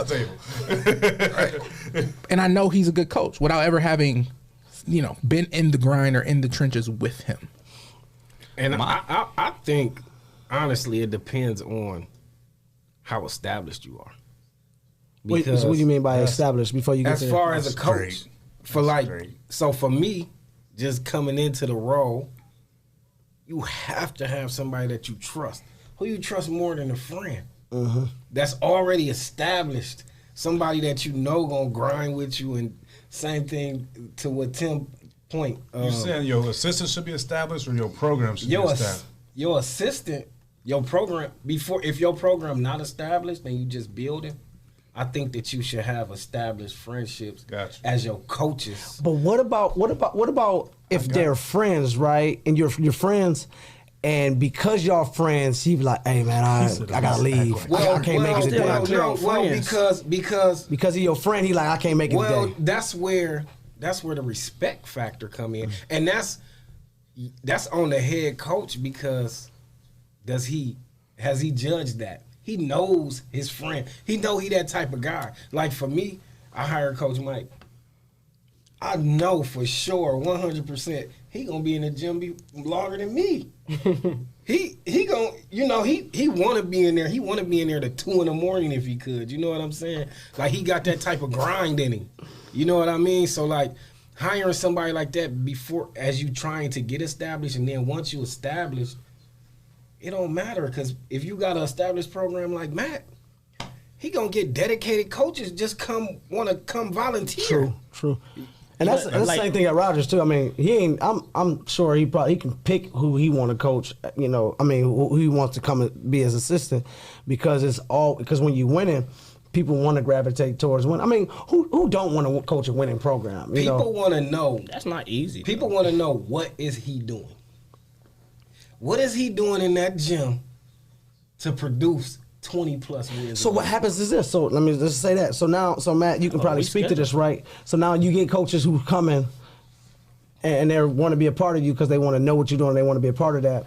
How many of them guys who now they've now been hired and they come in and say, wait, this takes a lot more dedication than I thought. Is that an issue because they're not your friend and you don't know them? Because you don't have any friends on your staff. I do. I mean, but I think the last 3 years, I mean, it took us a year to get established. I mean, it usually some programs a year or 2 or 3 or 4 to get established. It took us a year to actually get established. And each year I've gotten 1 or 2 new coaches each year. And like none of them was my friends. I'd go off like word of, for real. I mean, my second year I hired, I really didn't want to get a name. I hired Tino. Didn't know him from nothing. Came off word of mouth. I think I talked to you about. Yes. Tino. My third year, about a lot. I gave you a lot. Hired Nick. Didn't know Nick from Adam, and my grades are in the blessing business. You blessed me, all right. And then like this year, I got a new coach from he from out of town. His name's Gerard. But each one of those guys, like they came in with a fire to want to learn and want to get better. Where's he from? He's from Mississippi. Okay. But like, all those guys got fired. They want to learn. They my friends now. We developed a relationship, but it was easy for them to take criticism. Take everything that I want them to do and not look at that. Oh, that's my dude. That's my boy. And even when I get on them, I've had coaches that I'm friends with where I got on them, and then this started getting in your feelings and getting all emotional. So I actually been liking the thing of hiring a guy I don't know because they come in hitting the ground running. Yeah. What do you need? What do I need to do? They got more energy and more passion and want to learn from you just because they want to see what the program. I think the biggest thing is you just trying to fill that puzzle for the right position. Like, you know what I'm saying? Like somebody bring, my weakness is this, my weakness is that. So I'm gonna bring you in because I know you aggressive with this. You know what I'm saying? And that's not me. So that's how I based off like hiring coaches, not just because he my friend, but he gonna bring this puzzle piece that I don't have. That's gonna help this puzzle, you know what I'm saying, come together. But do you to be successful? Yeah, I'm talking about to be successful. I'm not talking about just having a staff. We could do that. No, I think Boom just said, or is it, or so you're asking, do you have to be with each other outside of the gym to be successful? Outside of a coaching clinic? Outside of I think it's good with getting to know each other. Because you're in the gym for 2, 3, 4 hours, and when you're getting to know each other outside the gym. Well, and Sheree said it in the comments. She said, and I'm kind of paraphrasing what she said, but you don't have to be friends to hire them, but you need to be able to establish friendships with the people on your staff. We're together every day, 2-3 hours a day, sometimes 10 hours a day. Like, I need to be able to like joke with you. I need to be able to be myself around you. I can't be like, we can't be arguing all the time where like you don't understand my way of talking, yada, yada, yada. So like in order to hire you, I don't think we need to be friends. But in order for us to like continue on this journey, we're going to have to be friendly. And for me to trust you. I like what Street just said. So you said you become friends through the work. And I think that's how me and Nick got close. Like, I mean, he seen my work. He came in knowing that he had to match that or give more, and he's done a great job of it. And, I mean, my program wouldn't be where it is right now without Nick. So Dorn made a good comment, and this is interesting. He said, hire people that want to be head coaches. That's facts. But that's a tough one. See, for me, that is tough because, I mean, I think I'd rather, like, once you're there, kind of let you know you got potential in that realm. Because when you hire people that want to become head coaches, they may treat you like a pit stop. They may treat you like that. So if you're winning, they're gonna ride it and then pit stop and say, I'm gonna stop here. Oh, I got 20 wins under my season this way. I had 3 all districts. I had 3 this, and this, and I'm using it as a pit stop when really they're not really truly invested. Whereas if I see your grind, I'm saying, man, you're gonna be a great head coach one day. Like I got an assistant named Mikey Williams, 22-year-old kid, man. Came and he reminded me so much of me when I was 22 coaching, bro. Like he was doing everything. He was everywhere that I wasn't. And for me, that's like that. He was everything I wasn't, and I used to look back and say, man, that was me, because I prided myself on that. And when I was coaching with my cousin, Twan, like I just didn't want to let him down. Like I when I came in, I'm like, bro, I gotta contribute something.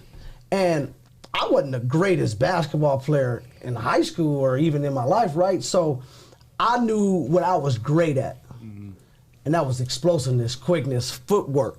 So I studied my craft to become, all right, I'm gonna make sure this kid never travels. Dang, they keep calling travel. I'm gonna make sure he emphasizes pivot foot. Oh, this kid get a rebound and can't push the ball. You did the little thing. The little thing. Focus on the little thing. But I think that enhances the friendship, right? Opposed to a guy who coming in like, hey man, I want to be a head coach. Man, I ain't doing, man. Oh, hey, go get the ball right. And he looking around like, hey, he telling the kid out of practice, go grab the ball. You the assistant, bro. Or because it's your boy, who you talking to, bro? Hey man, I need you to feed them kids, man. And they like, they act like, where the gloves? You know where the gloves at? You know what I'm saying? Like we do this every week. So for me, I think it's a I don't know. It's delicate. It's a delicate thing. Delicate. Like one of the first jobs I ever had in coaching, in hindsight, I knew that the person felt threatened by my desire to be in the gym all the time, right? Like, and he didn't have the same drive approach. I ain't gonna say drive. Like he was a driven coach, so to speak, but he didn't have the same approach. As an assistant, he was an assistant. I was the assistant, right? And I ended up, try not to tell a story, but. Like it ended up not working out, right? And in so many words, he told me like, "You doing too much," and I wasn't doing anything. Like we was just conditioning and getting in shape and training. And in so many words, he's like, "You doing too much." And in hindsight, I realized like there was an intimidation there that I wasn't even trying to like do. And it brings me to the point of like, I think there's a security that you have to have if you're going to hire people who want to be head coaches. I didn't have a desire to be a head coach, right? But like, there's a security you have in hire whoever you hire. Right, like you got to know, like one, you got to establish roles really early, and that was one of the first things I did because of that situation that I went through. But two, you got to really know who you are. Tim, I want to say something, and you say establish it really early. I think sometimes that's been my Achilles heel with bringing in coaches that I didn't know, is that you see me at a school that's been underperforming for years, right? And then you got this dude who got this big, great vision. Like, my first motto was shift the city. Like, we about to change this. Like, starting Rogers has been in the city championship all these years. We're about to shift the city. And I had that motto. And I didn't care how many games or, like, you're going to remember us. That was my next motto. Like, be remembered, right? So now I'm giving you the like, here, I'm delegating this, and this is what I need you to do, this is what I need you to do.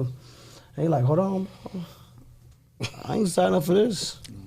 But the stuff that I was delegating was the stuff that I did as an assistant, so I thought it was kind of, natural. You know what I'm saying? But for me, I struggle with that by giving them too much power that they didn't ask for. So I don't know. I can't even really gauge myself as a head coach. I really can't. Cause it's just communication that you just gotta have communication from jump. Like when you hire him, like me coming in at St. Francis, Travis, like, man, do you want to be a head coach one day? Like, I'm like, yes. Like that's what I want head coach because I'm thinking as a head coach, you know, the whole time. Not like, oh, I'm not doing this, but I got a head coach mindset, and that's how some people hire head coaches. And I'm the same way as Tim. I never had a desire. It just kind of like rolled into that. Yeah. But I think being an assistant helps you to hire your coaches. Absolutely. So like if you've never been an assistant, you don't know how to treat them. You don't know how to talk to them. Yep. You don't know what they going through. You know what I'm saying? Like if you ain't never been a freshman coach, you have absolutely no idea. But it's crazy though. It's crazy because I think that Coach Howard, rest in peace, right? I think he was one of the greatest assistants ever known to man. But I don't think he was a good head coach. I just don't. And for me, like I watched him when we got the start, and I seen how willing he was, like to be like the assistant and do all the little stuff, even for basketball and football. Like I was like, dog, why you couldn't be that person as a head? Mm-hmm. But as a head, I don't know if it was the pressure or whatnot, but it actually made him not a good head coach when it came to relationships. Like, and I used to catch myself like, you know, quoting him, you know. Smitty said, "You got your mind." I mean, he said, "Hit my line after this." That's just me, right? It doesn't matter. Like, but what I'm saying is, when you talking about relationships, I'm not talking about X's and O's. Like, one, you got to have players for that. But I'm speaking from a head coach perspective to the assistants. From head coach to assistants. I'm not talking about from head coaches to relationship with players, head coaches with X's and O's and game strategy, all that type of stuff. He knew the game, hands down. But what I'm talking about is relationship with a coach. I think that was something that was tough. Mm-hmm. And it's hard. It's hard to monitor that. It's hard. It's really hard to monitor, you know, that. But with that being said, you said, Tim, we did have it rolling. Yeah, me and Coach Doran coached 2 summer league games together.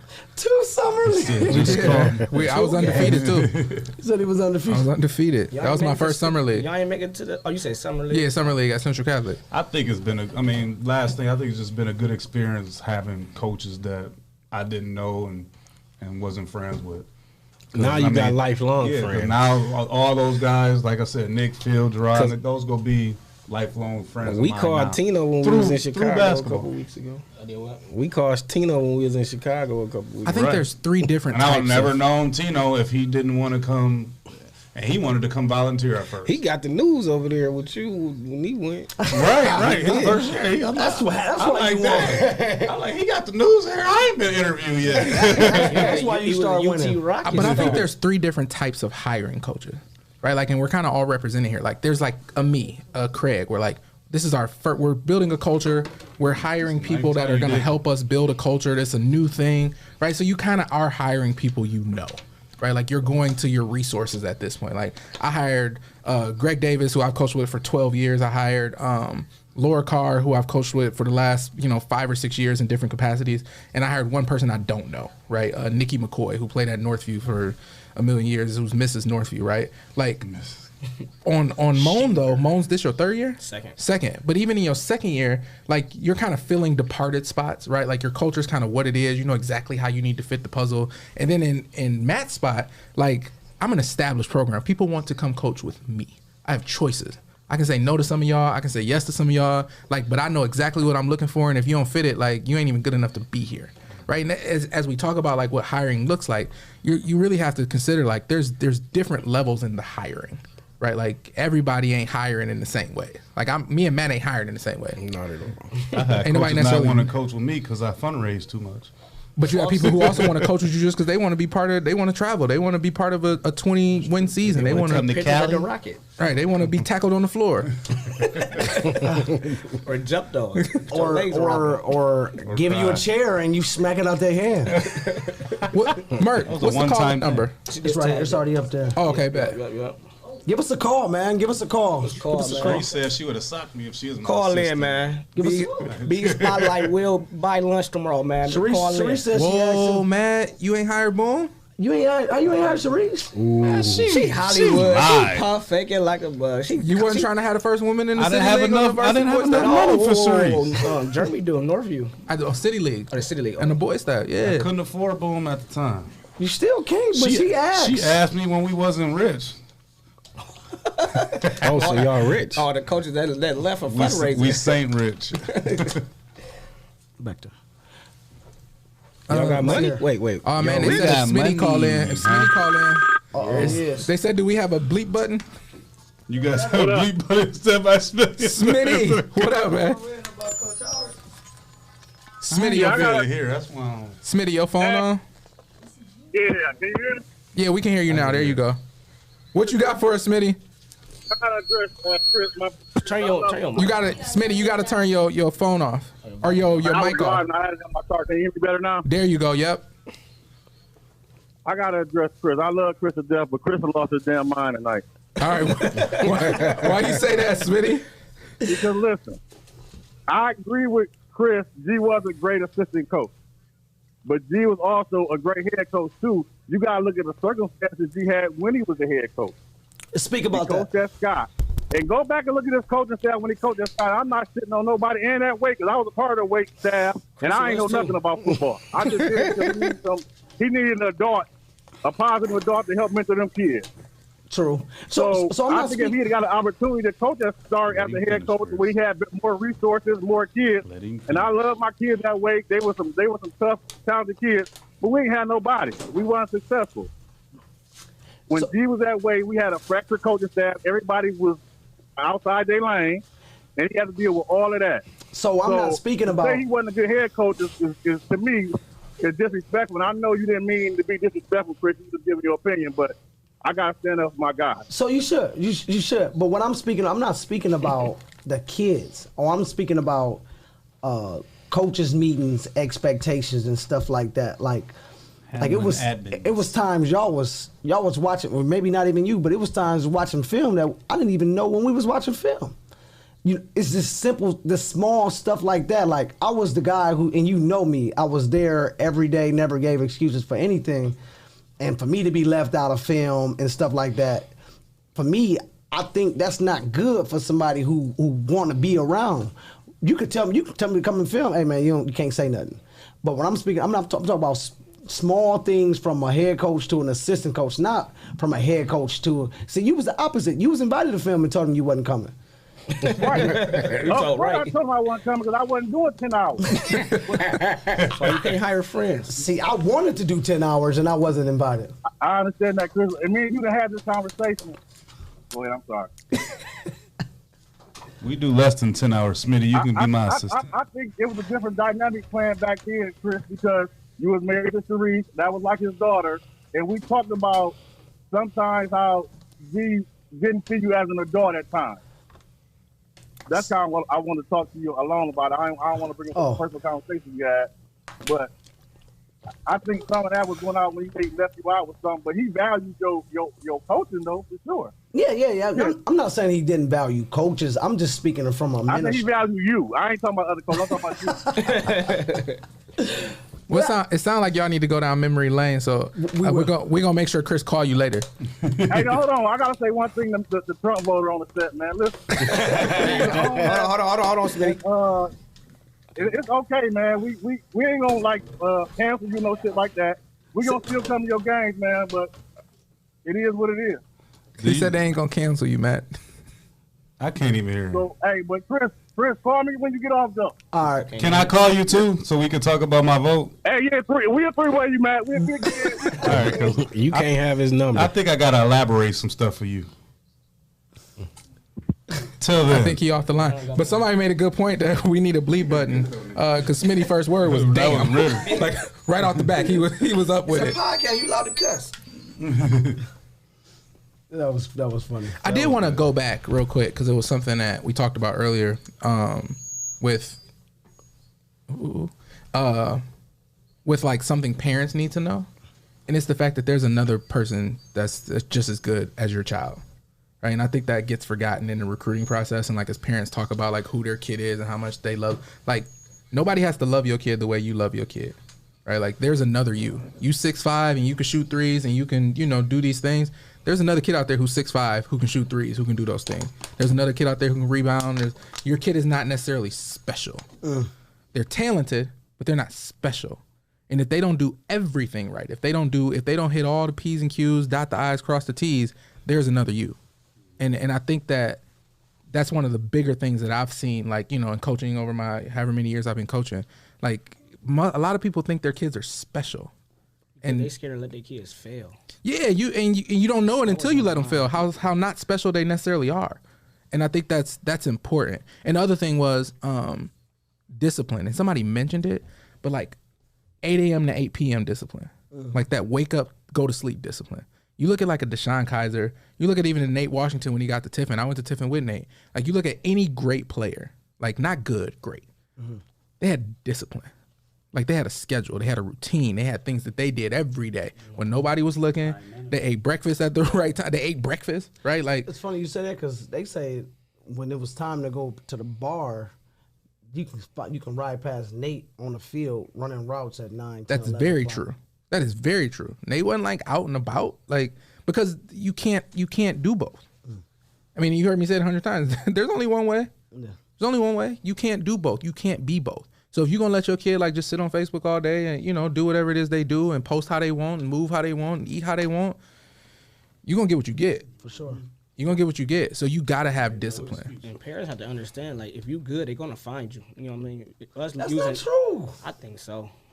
That's not all the way true.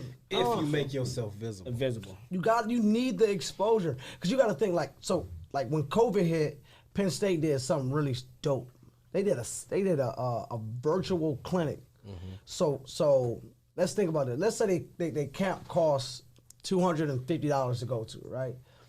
I'm in California, so yeah, I may have the $250 to go. I mean to go to the camp, but I don't have the other $350 for my food and my lodging, right? So I can't go, right? So now I gotta settle for probably a smaller school in my area, right? But because he paid the $250 and it was virtual, Penn State was actually see guys in Washington, there's guys in California. So it's the exposure that you need, you know what I'm saying, to be what they do. You didn't say what they do. They did a virtual camp. What does that mean? I don't even know what a football camp looks like. So a football camp, right? So what they did was they allowed you to do your 40, so they'll give you a time. Okay, all right. They give you a time football. Hey, 12:05, you're coming on. So they had to like video themselves doing it. Yeah. And so you have your phone, you come on at 12:05, you run your 40.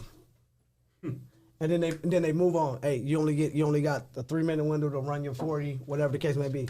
Boom. Man, so was that a money maker or they was really like? Man, if you charge $50, yeah, because 1 million kids gonna come just for the strength to say they did it. They charge $250 though. No, I don't know the cost, but it don't matter what they charge, right? Because the $250 that they normally charge, it was somebody who wanted to pay it, who couldn't come. But we don't know who's really watching this. Like, you know what I mean? Could have been. It don't matter. No, if I want to be seen, I'm gonna pay the little $50. It's encrypted. I'm sure it's encrypted, but I'm sure it's encrypted to a point where he may say the coach is coming on saying, "Hey, how you doing, kid? Such and such, such and such. Hey, let's get your 40." So my point is to be able to see that and to be able to do that and to be seen is the most important part. Like. Yeah, you can be good. You can be out of California, but you may not get the recruits from the Midwest. But you may be, it may be 3 other running backs that's in your area that's way better than you. But that don't mean you're not good. So I think exposure is necessary. And next week we're gonna talk about AAU exposure, and is it killing kids or is it not? All right. So before we close, you got any final words, Craig? And we just go around the table as we wrap up. I ain't know wrap up. Just have some I was comments. enjoying talking to you guys. What you got, Mom? Man, just educate yourself, man. Parents, just educate yourself on getting your kids to the next level. Just ask questions and be willing to listen. I think basketball is for everybody, and that's been lost for women, inner city kids, Catholic school kids, and I think the fight has only been given for certain kids in the area. So everybody out there who's trying to fight to bring sports back or decrease the date that they got for them coming out, how about you fight for everybody instead of just fighting for certain kids in certain areas? Because I mean, the game is in the inner city, and it's in the Catholic school system, and it's in the suburban areas. Fight for all of us. I mean, because it's not fair for some to just be playing. I think we all should be playing. That was good. That was good. 35, and today is one of those days I was reminded that I'm 35 as I sit here at this table, and I thought I was about to catch a Charlie horse. The show was about to be over for me. Like I was about to flip this whole table. Man, that If you was his friend, you would know how to Charlie horse. Oh man, it's a thing for me. I had to walk up and down these hallways for 10 minutes trying to get rid of Charlie horse. Really? So 35 hit me today, but I do got a question for Debo. Deontay Henderson, shout out to Debo. Went to start.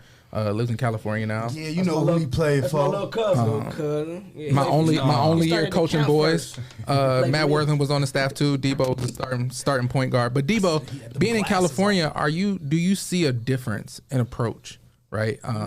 From the boys in California to the boys basketball players in California to the boys basketball players in Toledo. You know, being somebody who played basketball here and being somebody who's heavily involved with high school basketball there. If you're still watching, or if you come back Call us on, now, Debo. or call us now. Yeah, just do you see a difference in approach, right? Do you see a difference in how they approach the game as a culture, as a West Coast culture? I guess I'm asking, because I know even when you go down south, right? Like, and I mean south, like just get to Cincinnati, it's a different game. Like it's a different game, and the further you go south, the further the game changes. Bro, but nobody hoops like Toledo kids. Fair enough. It's different. I ain't say better, just different. Bro, listen. Faster, nothing else. Bro, Toledo kids, they go anywhere and shine. Even if you wasn't even that good, bro. Like, you can go anywhere and shine. Like, I just feel if Debo was watching, he can call in. He can probably attest to it. But I just feel you can go anywhere and shine if you're a Toledo kid. If you a baller, you can really go anywhere and shine. You gonna be remembered. Like, I don't really know too many Toledo kids who went away and played on a team and wasn't one of those guys. That's fair. Definitely fair. Matt really about to eat this chip, man. Matt, you want to? Sorry, we didn't get there. Matt, we got the Craig, you got anything before we close, man? Just like I said before, man, if you got somebody that you need to reach out to that you ain't talked to in a while or care about that you might want to just say you love them, man. Just give them a call, shoot them a text. Do yourself some justice, do them some justice.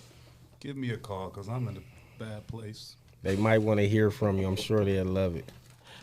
Matt, just to speak to you real quick, while you playing with that chip, man, if it get on your fingers, just you rub your eye, it's gonna be a wrap. And before you say that, just give me one more.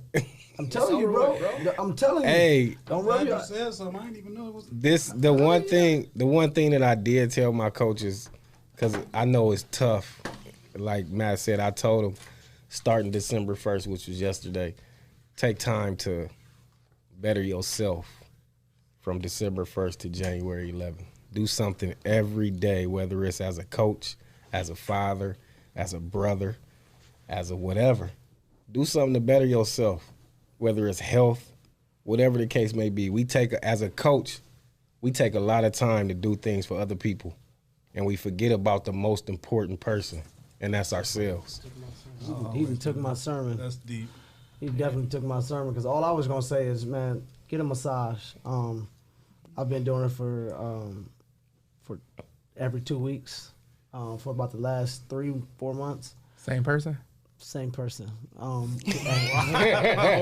I'll take applications, whoever want to give me one. And let me tell you this. Like, pay well. And I was just going to speak to the same thing. The amount of stress you build up as a coach, it's crazy. like it's really crazy the stress that you build up that you don't even know that's just being added to your shoulders. I know. I be feeling that.